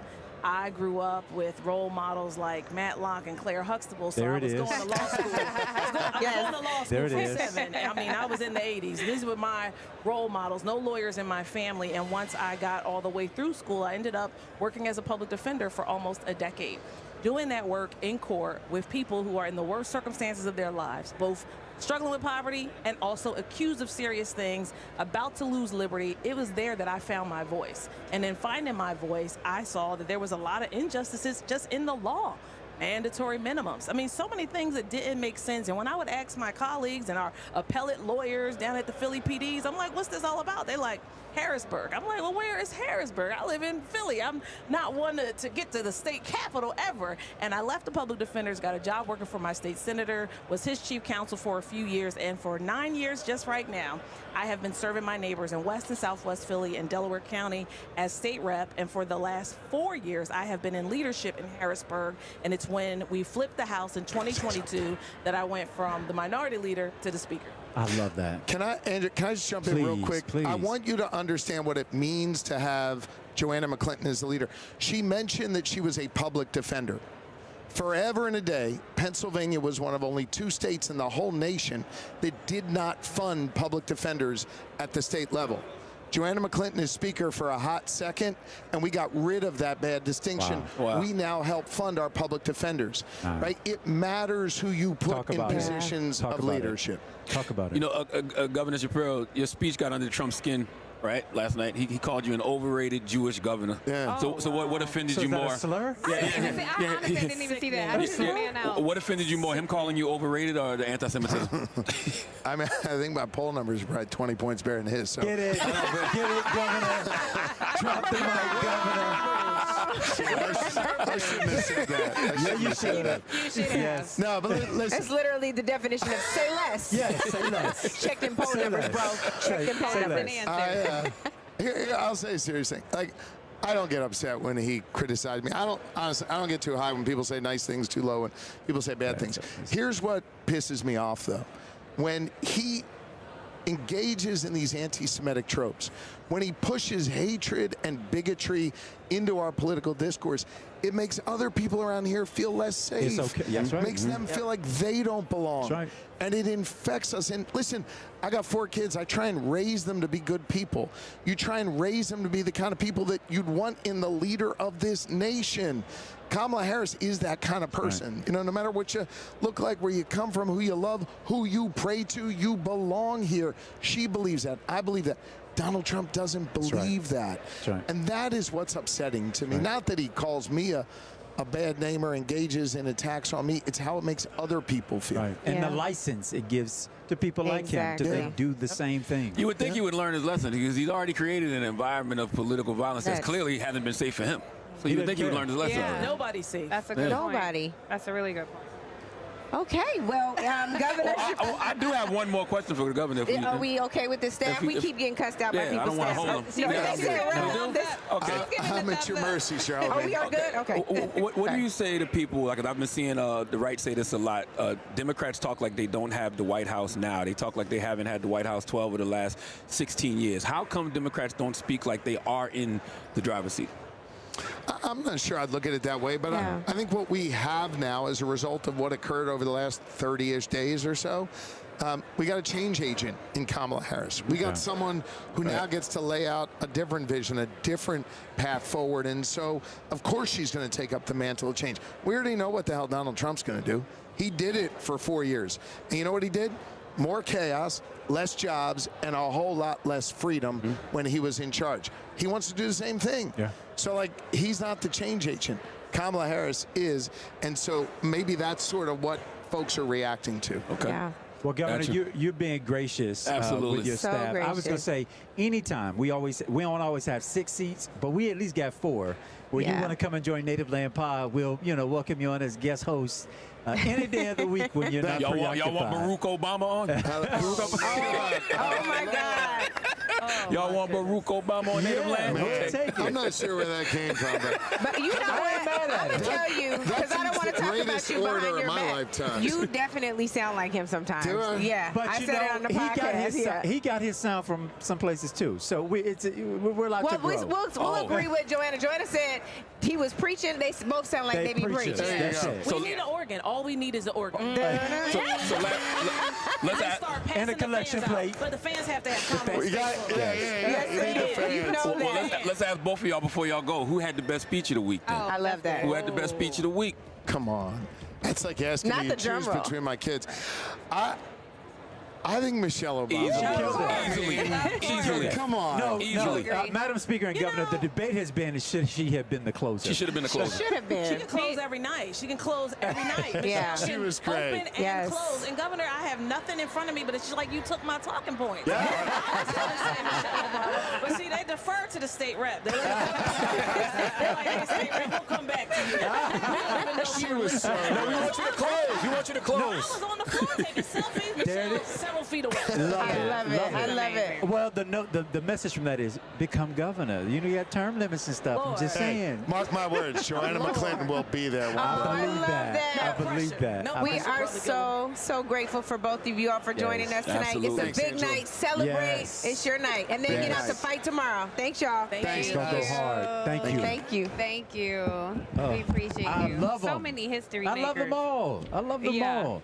So I ain't moving to Pennsylvania, but I love them. Oh, thank you. I would hug you. I'm hugging you from afar. Okay, and as we transition here, we have Elie Mystal is coming up now to join us. Our Supreme Court expert is in the building, and we are thrilled because we had lunch with him earlier. Yes. And Elie was breaking it down. This is his favorite thing to do. There's also a photo shoot happening on the stage. Yeah, we'll take it. We'll take it. Can I say about our lunch? Yeah, come on. I want you all to know, thank you, Governor. We appreciate you being here. Governor. During our lunch, Best wishes. Andrew and I had talked about if we were going to expand the court, and we got to name some of the justices. Who would we name? And I just want you all to know, were Angela Rye called to serve on SCOTUS, her answer was a resounding no thank you. But what did I say I would do? What did you say? A confirmation hearing? She just wants to, and Elie and her agreed. They both just want to be nominated so they could have the hearing itself. Yes. Hey, so, Elie, we're happy to have you. Hello, it's like Saturday morning. I love that. Angela Rye will tell you, Elie, I have read the column you wrote in The Nation, It's Impossible to Overstate the Damage Done by the Supreme Court in this term. I've read that to so many people, given it to so many people. I think that is one of the most important things that people should be reading right now. Thank you so much. It is the issue, to me, it's the issue of the moment. People forget the Supreme Court is a third branch of government. It has just as much power as the other two, and if you ask the Supreme Court, it has more power than the other two because it thinks that it has a veto power over the branches of government that we elect. So as much as I love being at the Democratic National Convention, as much as I love voting rights, according to the Supreme Court, my vote's just for show. That's right. Yeah. Because they are the ones who think that they have the real power to shape the laws and rights and responsibilities in this country. So why aren't more elected officials just coming out and saying the Supreme Court is no longer a legitimate institution? Yeah, why indeed? At some level, I'm happy they don't because I get a job. Oh, get out of here. Oh my goodness. Why don't they say that? I think that there are a lot of reasons. One of the reasons is that we have elevated the court to the status of clergy. Yes. Right, to the status of religion, right? And so we have such a genuflect and a respect for the Supreme Court that calling them to the carpet for their BS is not something that comes naturally for the other branches of government. It certainly doesn't come naturally for older, established politicians. I think that's one problem. The second problem is that, especially on my side of the aisle, on the black left, on the progressive left, we have institutional memory of when the court was good. Right, of when the court was a leader for civil rights, a leader for voting rights, right? And so we look back on those days and we think, well, we shouldn't be too harsh on the court now just because they don't agree with us. People forget the Warren Court, that era that I'm talking about, that was about like 15 years. For the other 220 years, the court has been one of the most reactionary branches of government in the country. It has routinely kept its foot on the neck of black and brown folks in this country. And you can go all the way back to 1857, the Dred Scott decision, where the court, not the Constitution, not even the slavers who wrote the Constitution put this in their document, but the Supreme Court said a black man has no rights that the white man is bound to respect. That was a court decision. Not a constitutional amendment, right? That's 1857. That started the Civil War. You can go all the way up to 1908, Plessy v. Ferguson. That's the Supreme Court that said separate but equal is just fine and does not violate the 14th Amendment that people just fought and died and fought a whole war over, right? That's a Supreme Court decision. So if you take a longer view, the court's always on its BS. Can I ask you, Elie, I've been talking to folks a lot about how important it is for us to have our own legal defense fund, our own strategy, one, to protect elected officials that the Department of Justice is targeting regardless of who's in power, but also to protect our civil rights and our interests. We saw affirmative action dismantled in this Supreme Court that you're talking about. what about us using that same approach to go after things like legacy admissions, right? Going after the contractors who use their white wives as front companies in the federal government and get some of those affirmative action benefits. Yeah. What about using those same strategies? Have you thought, okay, you ready, go ahead. So I'm going to answer that question, but I want to pre-answer that question with something, right? Because one of the questions I've gotten a lot at this convention from, average, random black delegates that are here at this event. How does the Supreme Court impact black people? And how are our rights affected by the Supreme Court? And one of the things that I always try to tell people is look at what they say in Project 2025. Yeah. Because your question, Angela, it harkens to there is an organization that is supposed to defend the civil rights of us. It is called the Division of Civil Rights in the Department of Justice. Yeah. Look at what Project 2025 says about the Civil Rights Division. It wants to change the Civil Rights Division, take it away from defending the rights of black people and instead defend the rights of, wait for it, white folks. Yeah. It wants to make the Civil Rights Division, and this is, again, they wrote this down. Yeah. They want to use the Civil Rights Division to sue companies that use what they're calling DEI and hire black people as violating the civil rights and the 14th Amendment rights of white folks. Yeah. That's their plan. Yeah. Right? So that's my pre-answer. In terms of, to get to the heart of your question, like why don't we have more legal defense funds, and I'll just get a shout out the NAACP Legal Defense Fund, Janae Nelson. I saw her here Lawyers Committee and others, but they're designed to do something different. Right. We need a proactive fighter, like they do. Like what is it, America's First Legal? First Legal, that's the Stephen Miller thing. Your problem with that is that you always run into the judges. You always run into the Supreme Court, right? So I can give you the most eloquent, the most well-researched, the most detailed lawsuit in the world. Neil Gorsuch is going to rip that up and use it as toilet paper. That's real. Damn. Right? Can we? That's why. Elie, can we invite the rest of the audience into a question we asked earlier today when we were eating, which was we talked about the expansion of the court by expanding it by 3 seats, right? Yeah. Because that's what that expansion, 4 seats, I think, that would get us above basically where this whole ideological imbalance is. You offered what I thought was a revolutionary set of ideas, and I'd ask that you share that with our co-hosts and our listeners. Right, look, I'm for court expansion. The current plan on the table is adding 4 seats to match up with our 13 circuits. We used to have 9 circuits regions of the country, and that gave us 9 justices. Now we have 13 lower circuits. 13 justices plus 4, that's the thought process behind plus 4. I am for plus 20. I want us to have 29 judges on the Supreme Court. Does that sound a lot? It ain't. The Ninth Circuit Court of Appeals, which covers California, Arizona, Nevada, Alaska, Hawaii, Washington, and Oregon, they have, 29 judges, right? Yeah. So we're going to find enough chairs to have 29 Supreme Court justices, right? Number 2, what does all the lower courts do? They hear their cases not as a 29-member body, but as a 3-member panel chosen by random lot. Can you imagine living in a country where you don't get to choose your judges? I'm sorry. Can you imagine living in a country where white folks don't get to choose their judges? Right. That's right. Yeah. That makes it like black folks not getting to choose, right? And so if you have a 29-member court, most cases are heard by a 3-judge panel. They don't know which judges are coming, which means they have to make their arguments center mass, as opposed to knowing that Alito or Roberts or Gorsuch is going to be there to bail them out. And then my last point that I made to Andrew at lunch was think about what we want the Supreme Court to do. We want it to have moderate, center mass, universally agreeable decisions, right? The more people we have on the court, the more likely we are to get moderate decisions because more people make for narrower majorities trying to get everybody on the same page. Everybody knows this in their personal life. If you got to get 4 or 5-year boys to go to dinner, you might go to some places you ain't supposed to go. You might go to some places your wife doesn't want you to go, right? You might end up at the club, right? You got to get 29 people at your family reunion to go to dinner. You're going to go to Applebee's. Yeah. You're going to go to Chili's. Yeah. You're going to do some center mass anodyne thing, right? Yeah. So when you are talking about a 15-14 split decision on a 29-member Supreme Court, I promise you, getting those 15 cats into the same opinion, it's going to make it super narrow and super mainstream. 29 is the number. Well, Elie, it's a brilliant idea. It is great. And Elie, you brought up January 6th, and I know as you leave us, can I say one more question, Elie, before we get to that? The other narrative. Well, can we at least just introduce the officer? Tiffany, would you? The reason it got so tight in here. The reason it got so tight on this thing. Tiff, go ahead. Be quick, Charlie, because I know you care a lot about the Supreme Court. He really does. I want you to ask your question, but I'll be very quick and introduce Officer Harry Dunn, who recently ran for Congress out of Maryland. Better known as a superhero. He is a superhero. We recognize him.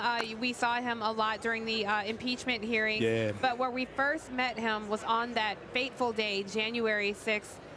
When you saw somebody out there throwing bows out there handling folks, and I love you, and I think you are an American hero, and it is our honor to have you tonight. So we're definitely going to get to you, but I do want Charlotte, because Charlamagne has asked about the Supreme Court several times, so I'm curious to hear Charlamagne's question and Elie's answer. Well, no, it's just a narrative that I'm seeing. Like, the more people call out the Supreme Court, they say that people are only calling out the Supreme Court now because it has a conservative majority. Right. So could you tell us why it doesn't matter what the party majority is what they're actually doing? Yeah, so there are two answers to that question. One, yeah, I hate their decisions, and I'm willing to do anything I can to stop them because their decisions are taking away rights. I don't run away from saying, like, I'm mad at the current Supreme Court. But what the higher ideal here, right, is that the Supreme Court as a whole has too much power. And I'd be saying that if it was a Democratic Supreme Court or the Republican Supreme Court, because the people in the system that are supposed to have the power are the voters. That's right. And the Supreme Court comes over the top of the voters and tells us what we're allowed to vote for, what we're allowed to believe, what we're allowed to pass legislatively. And that was never the intention. So my last answer to your question, Federalist 78. So the Federalist Papers are like the John Adams and Alexander Hamilton writing about what the Constitution is supposed to be, right? There is one Federalist paper about the Supreme Court. It's called Federalist 78. And in the Federalist 78, Alexander Hamilton says the Supreme Court should be the least dangerous branch of government because it has neither the power of the purse, that means it can't raise taxes, or the power of the sword, that means it doesn't have an army. The next time Alexander Hamilton would be as wrong, he'd be firing his gun up into the air in New Jersey. Damn. Wow. That's how wrong that man was, right? And so we need to get back to a, dare I say, conservative, dare I say, founding principle of the Supreme Court not being up our ass the entire time. Damn. That's what I'm saying. Elie? So I gotta go. Can I say one more thing? Okay. Yes. Officer Dunn. So I've been at this convention. A lot of people have asked to take my picture. I've asked to take my picture with 2 people. And one of them was Officer Dunn. Aww. Thanks for bringing that. Thank you, Elie. Thank you, Elie. Now, Elie, before you came up, Elie, I saw you picking out your afro. You definitely gonna have to do it when you take these headphones off. Yes. But I am so grateful for you. You know it. We love you, brother. We love your passion. Absolutely, every time. Thank you, Elie. And then, Tiff, I know you have another special guest you'd like to bring up. Yes, please. So also on that day, on January 6th, Officer Dunn was joined in your wonderful service. I'll help you with your headset. And I don't want to mispronounce your name, so tell us how to say your last name. Aquilino Gonell. Aquilino Gonell. Gonell. Just break it down. Aquilino Gonell. Thank you. And you also had a harrowing testimony during the impeachment hearings as well. So I just can't say enough how we are so thrilled to be joined by 2 American heroes that day. And I want to kick it off with you, Harry, because first of all, I love how when you would come on my show, I would see you on other shows, and when you finally made your way to my show. Stop. Hold on. She kept saying she was trying to get me booked, but I never got the message. So as soon as I heard, I said, let's do it. Sign it up. Easy. He came on immediately, but it was a whole different. You kept it a buck with me all the time. So I want to ask you now, you know firsthand, you were literally on the front lines wishing the MF would, okay? And you let a few people know. What are you most concerned about with this election cycle? And do you think that there is potential to see more political violence? I know we're keeping hope and talking, a lot of positivity, but this is a real situation that exists out there with people who are disproportionately armed to the rest of us. What do you think about it? What are your thoughts? Let's talk about it. Accountability.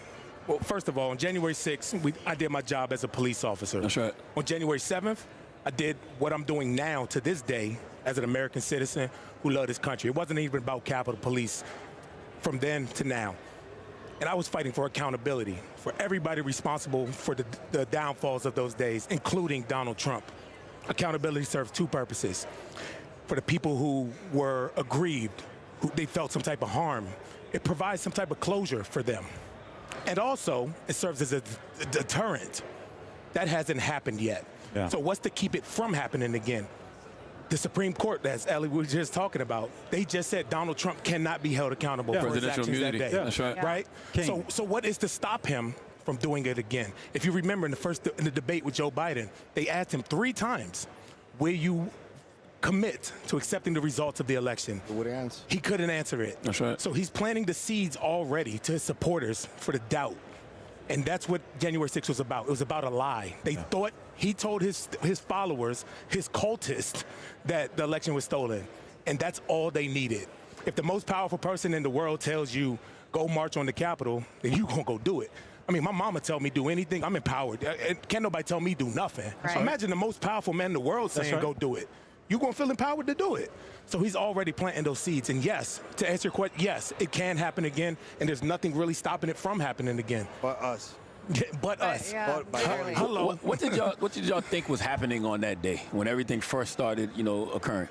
I mean, at first we thought that it was going to be nonviolence. There was little skirmishes, like we normally do from time to time, but not to the level that the very same president who's supposed to have the well-being of the country put in jeopardy the safety of every elected official inside the Capitol.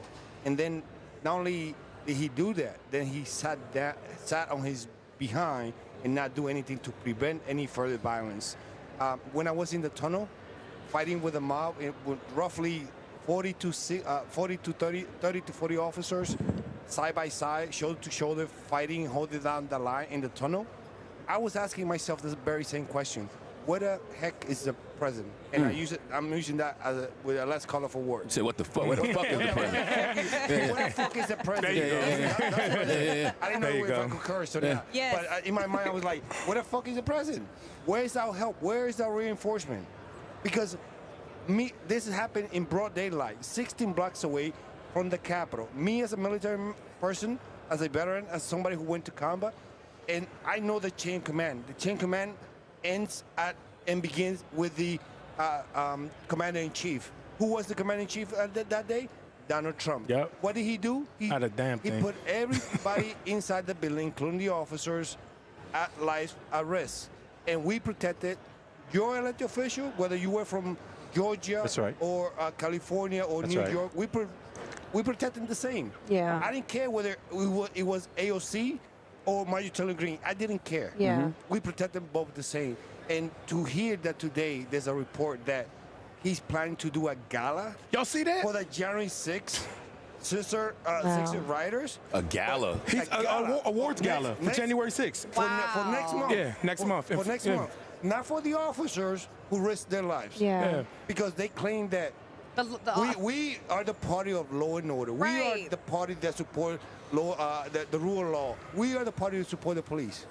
How is that supporting the police if you are celebrating and not denouncing the violence that people did to the officers? Yeah. People died, and that's what I did last night. I tried to convey that in my speech last night because, look, my story is not is something that everybody should know. I'm literally the embodiment of the type of immigrant that the Republicans say that they want in this country. And ask me how many of elected official Republicans have talked to me about what happened to me on January 6th. 2. Liz Cheney and Adam Kinzinger. Yep. Wow. Nobody else. I had passed a lot of them, and none of them even can get themselves to say, I'm sorry for what happened to you. Now that I'm asking, thank you for what you did. Look, I came here when I was 12. I'm sorry, I came here when I was 12. I struggled first, with family, with adapting, assimilating. But I overcome those things. Yes. I got an education. I joined the military. I went to fight for this country overseas when my government told me to. Whether I liked it or not, I did my job there. I kept my duty, my oath. When I came back, I finished my education, and then I became a Capitol Police officer, where I was for 17 years until the injuries that people that claim they love police officers agree with me. They damaged my body, damaged my health, damaged my career. And then they had the audacity to tell me, I did it for you. And then they call me, you are a traitor because you stopped me and my people, like-minded people like me, that support Donald Trump. Well, you're certainly not a traitor. Neither of you. You are heroes. And even if Donald Trump won't tell you thank you, we thank you for your service. And I know that you guys have to. We have to go. We have Kamala Harris's campaign manager has to go. Can I just one quick question? Okay, Leonard. I just want to know, how did y'all show restraint and not turn it into a bloodbath? Because y'all could have easily just pulled out your gun. I don't even know if it was about restraint, man. It was just about survival, man. I was armed that day with a long gun, an AR-15. The guns that we don't need on them streets, right? Yeah. They know they're the ones that we don't need on the streets anymore. But I wasn't going down in a crowd of. You go in there, you pull your gun out. Our former chief wrote a book. We were outnumbered 58-1. You pull your gun out, then what? Which one you gonna shoot? Right. Who do you shoot first? You can't just fire indiscriminately. And I think that just shows the professionalism of what police should be. Wow. What police should be. Wow. Not just in there busting because somebody come up a pot of hot water. Look, we were justified to use lethal force. We chose not to because we didn't know who had weapons on their side. Yeah. And in my belief, when I faced that decision, because I almost did, especially when they were dragging, whatever happened to Fanon relieved me. And when I got a chance to go back into the fight, people were trying to pull me into the crowd. And I didn't do it because somebody else another officer hit the person who was dragging me. That damaged my shoulder. By then, I was hurt and injured. Look, we were justified to use lethal force. Yeah. What we didn't want to do was create a bigger situation that we're already outnumbered anyway. Yeah. Look. It would have been a real bloodbath. Yeah, that's the best way to say it. If you want to hear more about our story, Harry Dunn has that dude right there. Yeah. Oh, shameless plug. We wrote books. He has a book called Standing My Ground. Yes. I have a book telling my story, the immigrant story, the sergeant's the military story, and the police officer story. My book is called American Shield, the immigrant sergeant who defended democracy. Thank you, guys. I also just published a website where you guys could learn a little more about myself and the sacrifices that I had done to this country. Thank you so much. Thank you for having us. Thank you for your service, man. We're so grateful for your service. Thank you so much. Absolutely. Thank you, Harry. I'm hugging you. I'm not taking your You should play Suge Knight in all the future biopics, man. Thank you guys so much. Thank you guys so much. Okay. Thank you guys so much. Couldn't he play Suge Knight and all the future biopics? He could play Suge Knight. Absolutely. We thank you guys so much. I am too. I am so glad we made that time too. Yes, sir. Blessings, man. You guys can go. Hi. Thank you so much. Come on. Come on. We need them up. Okay. All right. Who's coming up? All right. Y'all sound like my auntie. All right. Well, Come on, okay. you guys. Now it's just, I'm getting ready. We big, the main event. This is the main event. Watch your step. Watch your step. How are you? Okay. Okay, you guys. I had to wait for. And I'm gonna get me a drink too. I can tell you that right now. Okay, so listen here. You guys, it's almost prime time, and I actually wanted to wait for them to get their headphones on because I am thrilled. I can't tell you how much Julie Chavez Rodriguez is committed to the work. She very rarely does press. This is Kamala Harris's campaign manager. You look good. Well, not even just about the looks. This is. She's putting her hair down. I see. I didn't see that part. I'm just checking my headband. Yes, you are fabulous. But she's Kamala Harris's campaign manager, and she's joined tonight by the principal deputy campaign manager, Quentin Fulks. They roll toe to toe and always got each other's back and wanted to come join us together. So welcome to you both. Thank you for this, making it on this historic night. You got to be thrilled. How y'all got time to be here with us, right? They don't. It was a sacrifice. It was a sacrifice. That's what I'm acknowledging. Yes, we appreciate you guys being here. And Julie, I just wanted to tell you, on our podcast, your ears may be burning because Angela so frequently, when we say, well, what does the campaign need to do or what needs to happen? She says, listen to Julie, listen to Julie.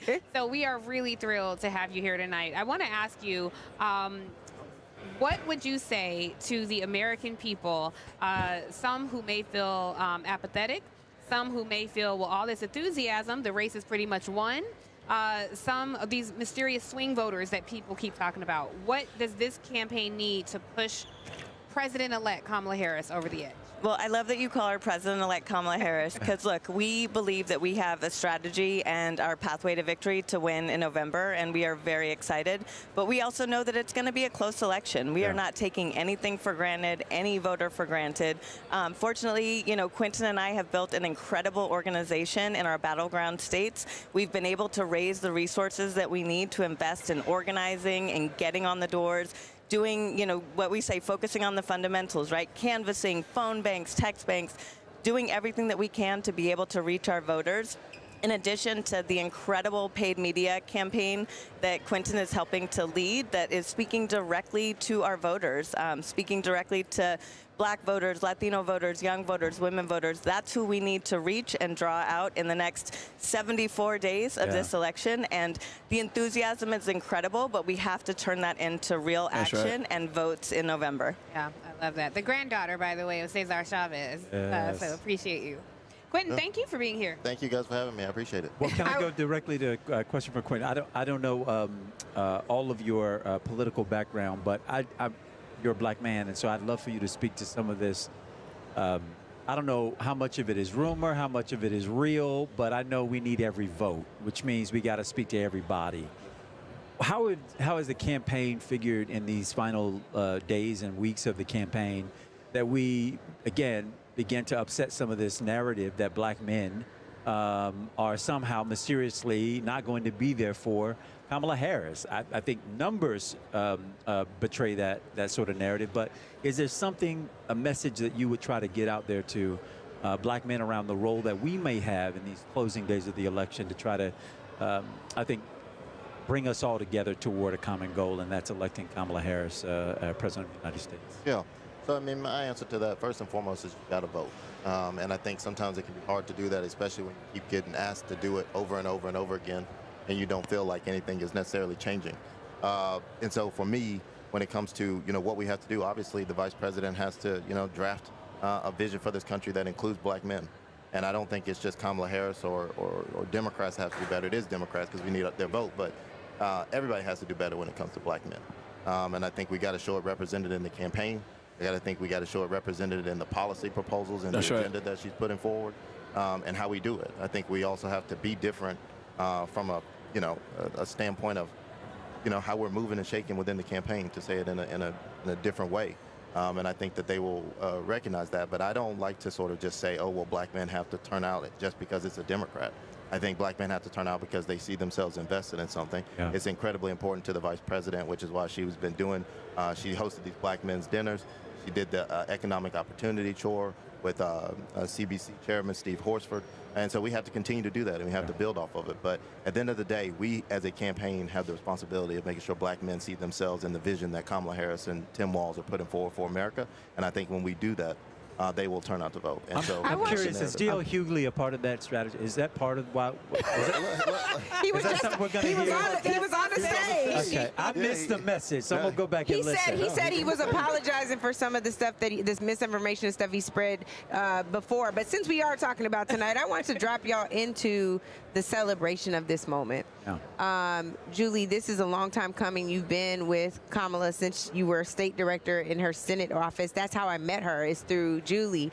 And I just want you all, if you can, to preview for us some of what you expect in her remarks tonight. How do you think she'll continue to bring everybody together? It was miraculous what y'all pulled off that Sunday afternoon, right after Joe Biden said, Kamala's my person.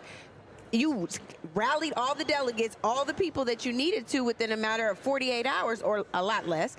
So talk about how she's going to continue to galvanize this really important base tonight. Yeah, well, thank you for the question. And, you know, we are so excited about this evening. I think it's a real opportunity for her to, one, talk about her bio, her experience, the work that she has done throughout her career, and who she's been fighting for day in and day out. When she's in the halls of power, I know and I have seen that she has been fighting for us, for our families, for our communities, day in and day out. And then seeing, you know, what the vision is for the future. As, you know, we've seen throughout the convention, our theme is, you know, for the people, for our future. And that's really what she's going to continue to really vision for all of us, to be able to see ourselves, as Quentin said, in what that future looks like, in a future that is focused on freedom. And it's freedom to be able to live and retire with dignity. It's freedom to be able to live free from gun violence. It's freedom to make decisions about our own bodies. It's, you know, the freedom to be able to afford a house and rent and the American dream that so many folks aspire to. That is the vision that she is going to continue to focus on and invest in and make sure that we have the policy prescriptions in place to get it done. How was the VP? It sounds like she said freedom enough. I wonder, does that mean freedom, Beyonce's coming? I don't know. Honestly, I don't know. That's the rumor. The rumor that Julie said, "You're not gonna get me on it." Julie, you can't say that's above my pay grade. I want to know if it's Taylor or Beyonce or Taylor and Beyonce because they did go to each other's thing. Now you throwing rumors. She's like, I ain't got nothing. Beyonce. Charlamagne said Beyonce. Yeah, Beyonce. How was the VP Julie was like, preparing? "You're not gonna get me." How was she preparing for tonight? Because I heard she was at Soho House getting lit before. Oh, no. So ridiculous. I did. You did not hear that. All right. He heard it in his own mind. Julie said, "You're not getting me on either one of these questions." Y'all stop by Soho House?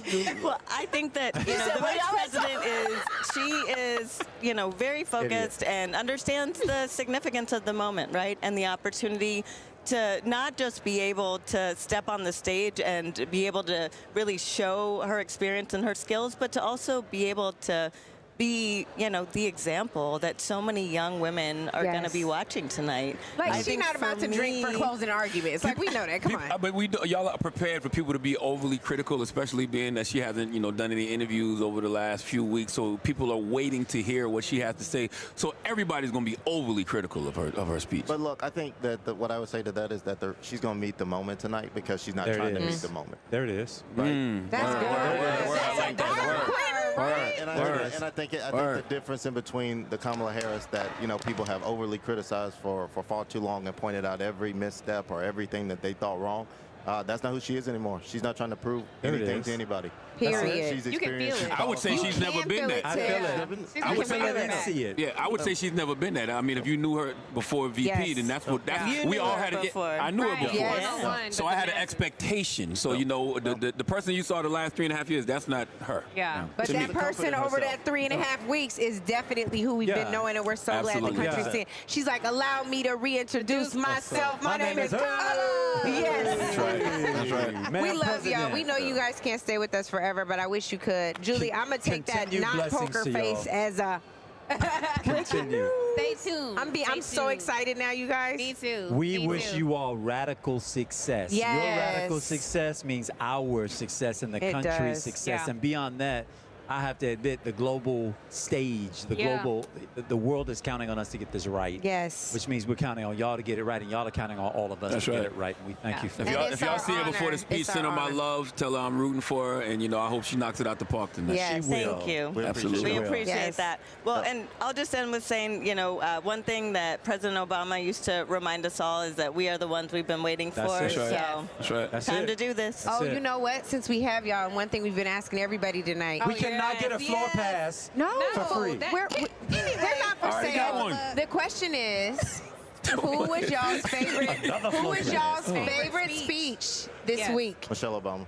Yes. Get it? Everybody. It's not even close. Why are we even debating this? Close. It was the most powerful and on point and just everything. Like, Do you wish that she would have closed instead of? Do you think that they should have switched? You can answer that, Julie. Thank y'all for your time. We appreciate it. And you know what? I hope tomorrow. Rude. I'll punch him for Michelle you. number one now. It's them in tough fun. places. I hope after tomorrow she's number 2, and I hope the VP got the number 1 speech of the week after the night. That's what I'm I agree hoping. with that. That's what I'm hoping. I love it. Thank you. Thank you so much. Thank y'all. Really Love you. Best wishes. We appreciate you guys. Thank you all. I We know love you, y'all sis. are working hard too. So. Y'all trying to get them in trouble? Come on. That's not getting them in Thank you very trouble much. for asking them what they think. Like, just the ordering. I think that we're in a historical moment. Oh, y'all good. Y'all good. Yeah, you guys. We ain't gonna hold you. We ain't gonna hold you. We ain't gonna hold y'all. We ain't gonna hold you. But no, Andrew, I'm saying if the tides are turning and that now we're creating the path for the woman, then she should Peace, King. close. I think Yes, that's sir. fair. I think it's fair. I love you, sis. I got a hug. Julie's hugging. Oh, congratulations. Angela I'm so proud of you. I'm so proud of you. We love it's you, only Julie. controversial. nice to meet you in person, Quentin. Like, protocol requires protocol. Yeah, but we may have broken some news here tonight. We don't know. We may have gotten a preview into what's upcoming. Be careful going down those Please be careful. What's up, man? How are you? Love you. You guys, I cannot tell you how excited I am. So do you think that's what it is? Because we didn't necessarily get a confirmation. I think so. Can I bet $20 that it's going to be a Beyonce and Taylor moment based on that face I saw? She was nondescript. I say Beyonce. You didn't see her face. Do you is Taylor performing somewhere overseas? Do we know her I don't know. But do you use that moment now? Do you use both of them right now? It might be. You do? Yes. There are no more. You guys got it's the most 74 days left, right? Ever. Tonight. Like, you can't wait for inauguration or election night. Like, you do that at convention, Do it now. close the deal, seal the deal. I mean, but the truth is, this is exciting. I don't know that having Beyonce or Taylor Swift on stage is going to sway any votes. No. I think it just shows the enthusiasm around this campaign. And when And you unity. juxtapose, and unity, the Swifties and the Beehive come together, that would be interesting. But I think it also juxtaposes the Trump campaign, because you look at the celebrities they had there, you look at the speeches they gave there, and it was... They had A-list celebrities for their demo. The funny thing is, for that demo, Tiff sounded like she for was that demo, they had A-list celebrities. Hulk Hogan, for that demo, I guess for their base. Then all they needed was white men. Tiff said there was a hog fest for their happening basic, over there. Basically. You guys, so can I bet y'all $20? Just one $20. Okay, just one I $20, not $20 each. One $20. I don't feel strongly because I think it could be Beyonce and Taylor, but just to take the bet, I'll take it. Okay. I say Beyonce. I heard it was Beyonce. What about you? I got B. Who you got? Nobody thinks Beyonce. I heard it was Beyonce performing from a. Never mind. But listen, a remote location. Remote location. But also with the Taylor, it would be good. It would be good for Taylor too, because remember they were putting out all those AI memes on Taylor Swift. This would be a good way for her to clap back to that. Agreed. You guys, I think we might be onto something. Like, I got goosebumps. I think we might be right. But you know what? Even if that doesn't come tonight, it's going to be a high anyway, because absolutely, I do believe Kamala's, president-elect or Senator Harris, vice president, all the titles. She's going to bring it, and I think it's something we hit on yesterday when we talked about her just sort of settling into who she is. Yeah. As long as, once you get through the nerves of the stage and the lights and the who all's looking, if she's sitting in her seat, if she is in her fullness, she's going to bring it. She's going to body it. She's going to bring Can it, I period. just ask y'all what you're looking for tonight? You can just, like, the same question that we asked Julie and Quentin. What can we expect? I'm looking for a combination of personality and policy. I think we had this conversation last night. Because I think we take for granted the fact that we do know her, and we've known her for a while. But to a lot of Americans, she is brand new. So it is a allow me to reintroduce myself moment. And I think if she couples that with just like keep hammering home that message of rebuilding the middle class and providing people opportunity to own businesses and opportunity to own homes, and just I think that's going to be. Yeah, I agree with you. Don't spend forever in the policy bucket, but bring us enough, satiate, whet our appetites enough that we're going to be interested in learning more about the details. That's right. But also give us the best of you. Yeah. Like bring it real so that we can see your heart, but we understand your head. And more than anything, people want to know that they can trust for the next 4 years, that when they wake up and when they lay down, that they are in good hands. Yeah. And I think that if she can allow folks to walk away feeling that in their spirit, we're going to be okay. I think she can do that. Yeah. I trust that she can do that. But what I'm looking for is when I see her out on the stage, I don't want the pretend face. I don't want the smile, gracious face. I want her to look like she's at home. I want the nervous cackle. In the beginning, right in the beginning. But that's what they call it, though. They call it. I want it right in the beginning. Let it out. Let it out. So let me say this. There are three things that I really want from Kamala tonight. The first is Kamala as prosecutor. There was a time just 4 years ago where her as a prosecutor was an Achilles heel. Yeah. And now it is the thing that people want the most. I want her to prosecute that case against Donald Trump again before the American people. This is the largest audience she's had to do that. I think the second thing I want is for everyone who's saying, hey, Kamala doesn't have it on policy. I want her to prove them wrong. I want her to show them that her plans are solid, that it's actually working for all of the people. It ain't no rising tide lifting all boats. Right. It's for the folks who out there barely swimming. She's got them too. I think the third thing that I really want is the gratitude. Right? I want her to show that she's thankful for all the support that she's already got, that she is willing and ready to continue to grow this base, and that she challenges what Andrew so aptly called earlier, this pep rally, to go out and work, to give them all the tools they need, all the encouragement they need, and all the excitement they need to go forward. I'll tell you guys, this election does feel a lot different to me than it did in 2008, and it feels better. And so I'm hoping that we can stay in that and figure out how we get across that finish line. It is going to come up so fast, y'all. You know, Angela, you said something that just made me think about something.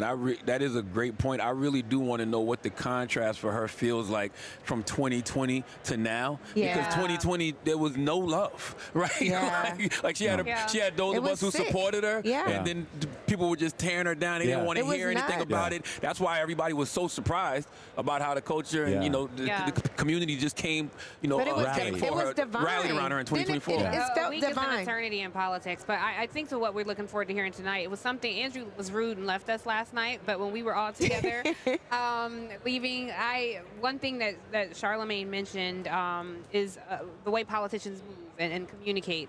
And I think something that the American people, or people in general, appreciate more than anything is authenticity. Yeah, for sure. That's right. And so I think if you come out and you speak in inauthentic sound bites, if you are going out of your way to make certain sects of society comfortable, we are a more sophisticated voting population now, a more sophisticated audience, and people see through that. Yeah. So I hope that she goes out there, as we've seen her so many times on this campaign trail before, and shows her authentic self and makes a compelling case before the American people that even if you have been apathetic during this cycle, that you hear her and you're so moved and inspired that you will make your way through the election process. I saw Angela touch her chest, and I just want to say, the most adorable little girl is walking by. With her pink Kamala shirt, vote Kamala shirt. And her little curly afro, and I love that. That's what this is about. That's such a vision It right is, there. Right Tiff. there. Yeah. Tiffany just said something that's important too, because you know we've expressed this publicly and privately. Like, you know, when things were looking very bleak earlier this year, and you know we were all questioning, you know, saying we don't think that this is a winnable ticket come November. You know, we were saying to her, hey, you only got a few more months to really show people who you are. So for her to be able to show people who she is in this moment, now to be at the top of the ticket, oh my God, it gotta be divine. It is divine. It's only divine. We saw Dave Chappelle walk past earlier. I hate that it happened at such a serious moment. Yeah. But I really wanted to say, Dave, come up here and talk to us. He said he was going to come back, but he did. So did Ben Crump. But you know, but here's the thing, y'all. I think the reality of it is we have said it all, and while we have 5 minutes left, I think that's all good. We need to go get a seat. We can go get situated. I need to pee I'm gonna real get a bad drink. again. I'm gonna pee. I'm gonna get me some tequila. I'm about to watch this. I'm really about to enjoy this speech. Okay, I want to take it all in. I want to enjoy this moment. They got liquor. I just want to enjoy this moment with y'all. I think Tiff said it best too at the top of the program today when she said, one day we're going to look back on this as history, and we were all here together. So I thank God for y'all. You guys have, I really am about to get emotional. This broadcast. Don't make me. This broadcast. It's very hard to enjoy this moment, though. Why? Shut up. Because I really think I know, but I really think we have to get into work mode right after this. Let me put my light fan on. Because it's cool right now, right? This is great. This is a coronation of sorts, but November is where the real win is supposed to happen. Yeah. So I don't want none of us to get celebrate too much. No, Michelle you Obama's sound like speech. a Democrat. No. You're talking like a Democrat. I was just gonna say Michelle Obama's speech. Democrats can't enjoy nothing. They shouldn't. Michelle Obama's speech should be the blueprint moving forward for the next how many days? 75, 76? 74. Isn't it 7? Nick, how many days are left? Hey, 74, Charlamagne, right? you might be able to appreciate this. My brother's 75. in business, and we saw him before. He's like, this is like the sales meeting. Yeah. When you get your reps ready. That's right. And then they go out and they just get the material. Bernard is rude like you are, and he cut me out. You collected yourself. I want to hear your thoughts. I think he didn't want you to be able to cry. He probably did. She cries. Y'all know she cries for everything. He said I cry all the time because I'm light-skinned because he's rude. The world is an onion to her. Shut up. Anyway, the point I was just going to make is you guys have made this broadcast extraordinary. And I hope that the people at home, y'all, have enjoyed watching as much as we have enjoyed doing this. Yeah. This has been remarkable. Leonard, you came on and put all the sauce on it, and we're just so thankful. Yeah. Wow. I'm just like a little garnish. Can you Little- ask the question? Okay, parsley. Let me just tell the parsley Parsley. that you've been so great, and it's just remarkable to watch you all move in your gifts. And so thank you for doing this. Thank you for being a part of Native Land Pod. Thank you for having an idea for Reason Choice and creating this space. I know that we have invited, first of all, the best guests of any show on cable news, any newscast. Nobody had this period. lined up. And can I say really quickly, I'm going to interrupt Angela. Don't start being tearful. But Angela almost single-handedly booked the show. Oh, she She pulled it together. Angela, Lolo. I want to get Lolo and Nick to come up here. Lolo, actually, you come join us you guys on come set? up here. And, Nick, and come on. I wish the whole Nick, the whole I team. did not- Because everybody won't be able to see. Everybody won't be able to see. But just know that there is a huge crew here. There are people behind you guys. We have social media folks working nonstop. Nick, Harder, and Lolo have been incredible. I am so grateful to y'all. And let's just hope we're not getting the angry Nick. He's eating today. You all hear us talk about Nick all the time when we say the angry Nick. Because Nick get tight, but Nick keeps us on task all the time. And Lolo's been running Lolo around. has booked the hell out of this show. Lolo and Nick, what's been your favorite of these past 4 days? Gosh. What's your favorite? Here. Just being here. So much has happened. Bumping shoulders with everyone. Yeah. Wow. Really incredible. Lolo, what about you? Governor behind Gavin Newsom walking by. Right. Hey. Hi, Governor. Hey. I literally saw the back of his head. Lolo, what's up? The banter behind the scenes. Oh, God. all the smoke that Angela Rye be bringing to people. Oh, my goodness. What I told you, I said, look down, ignore it. Just look down. She has not been bringing, you see, you about to get me in trouble. What did he say? I've been bringing Lolo, we went to lunch one day and we were trying to ask Lolo questions. She was like, I need 10 minutes. I need 10 minutes. I just need to breathe. Here, though, if I can just say really quickly, somebody who's not here, that's Lauren Hansen, our executive producer. Can you stop? We're still on air. You wrapping up this damn computer. I'm going to give me a drink of some French fries. I know you're watching and you give us great feedback, so I just want to shout you out as well, Lauren Hansen, our executive producer, who also helps, and all the people. I'm sure we're forgetting to name some people, but all the people behind the scenes. But Angela, I don't want to let Angela get away with that because Lolo did a lot of work, but a lot of the people showed up because of the work that Angela does as a strategist, as an activist, and being boots on the ground. And so, Lolo, yes, we know you did a lot of work, but Angela, please don't dismiss your relationships that you have with people. I'm grateful. How you are constantly answering phones and texting people. She knows my phone will be off for days. I get back to people I don't know how to text. She definitely be ignoring me.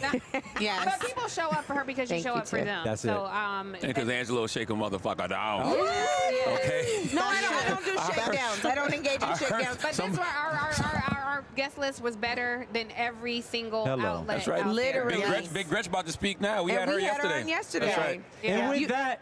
No, wait, one more thing. I just wanted to say thank you again. We didn't do this yet, Andrew. We did it the whole show.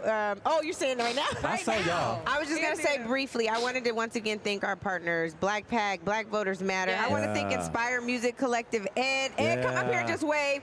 Ed, when I tell you I was having a meltdown about us almost not having a stream because Roland Martin had to bring his equipment up, Ed drove in from Indianapolis himself and assembled a team, and it has been amazing. We thank God for y'all. Dylan, we got Ina, folks from Nashville. I heard Karen, Chris Morrow, we love y'all. Yes. We cannot wait to get to the floor. Leonard's going to get a drink. We going to the bathroom. I'm going with Leonard. Welcome home, y'all. Welcome home, y'all. Welcome it's home. a wrap. Welcome. Native Land Pod forever. We out here. Oh my God, y'all. You can't hear anything once you take those off. Thank you for joining the natives. Intentional with the info on all of the latest. Rye, Gillum, and Cross connected to the statements that you leave on our socials. Thank you sincerely for the patience. Reason for your choice is clear. We're so grateful. Took the oath to execute roles. Yeah, faithful. Preserve, defend, and protect the truth, even if painful. Welcome home to all of the natives. We thank you. Welcome home, y'all. What's Welcome up, home. sis?